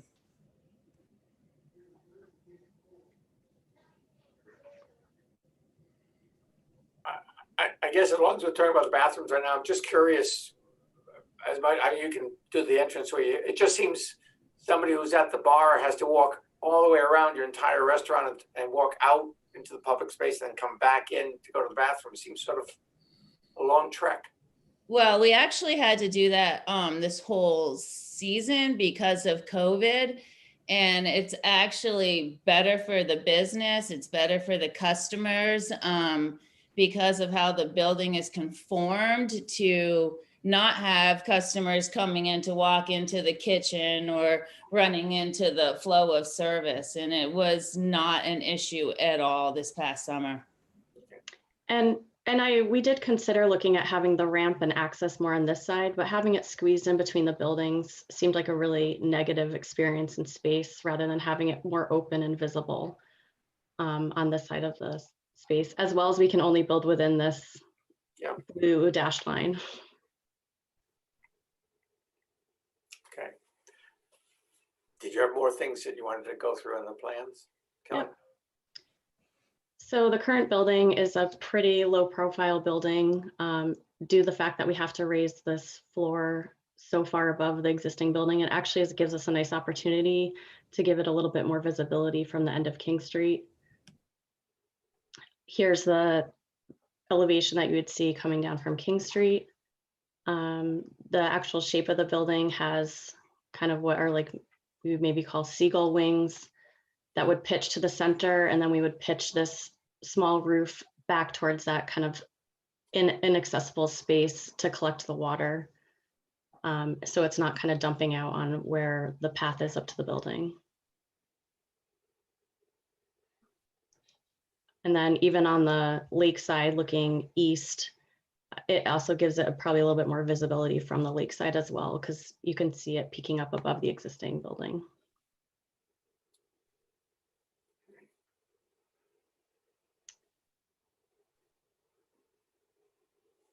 And here's a couple renderings. And what are the extra materials on this?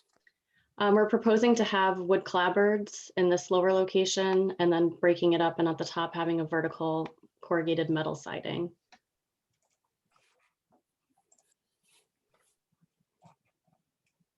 The existing building has a painted white clapboard currently with the blue trim.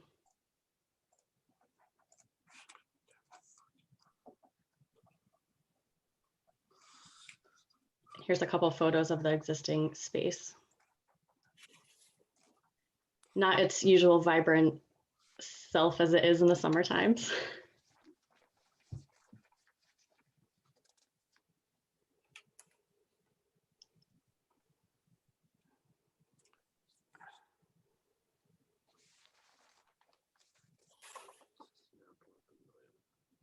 You do have a lighting plan that you submitted to, right? That's part of this. Yes, we did. Okay.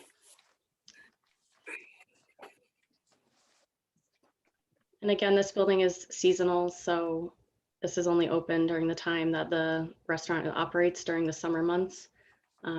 Lighting wasn't a huge concern in having to overlight the space anyway, since it stays so well lit late into the evening. But we did submit the lighting calcs.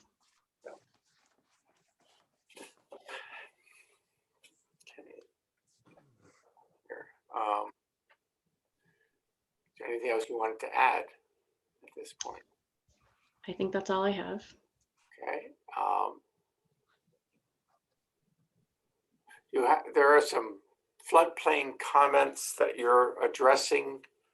I don't think they were fully addressed at this point, right? You're still working with the state on that? Yep, correct. So we do have flood vents in 4 locations that we have been working on with a consultant to locate and size those. I think the other comment from them was just to have any mechanical, electrical, plumbing fixtures 1 feet above I can't remember if it was the finished floor, Ryan, or the floodplain level, but that will be a design build, so we will follow up on that.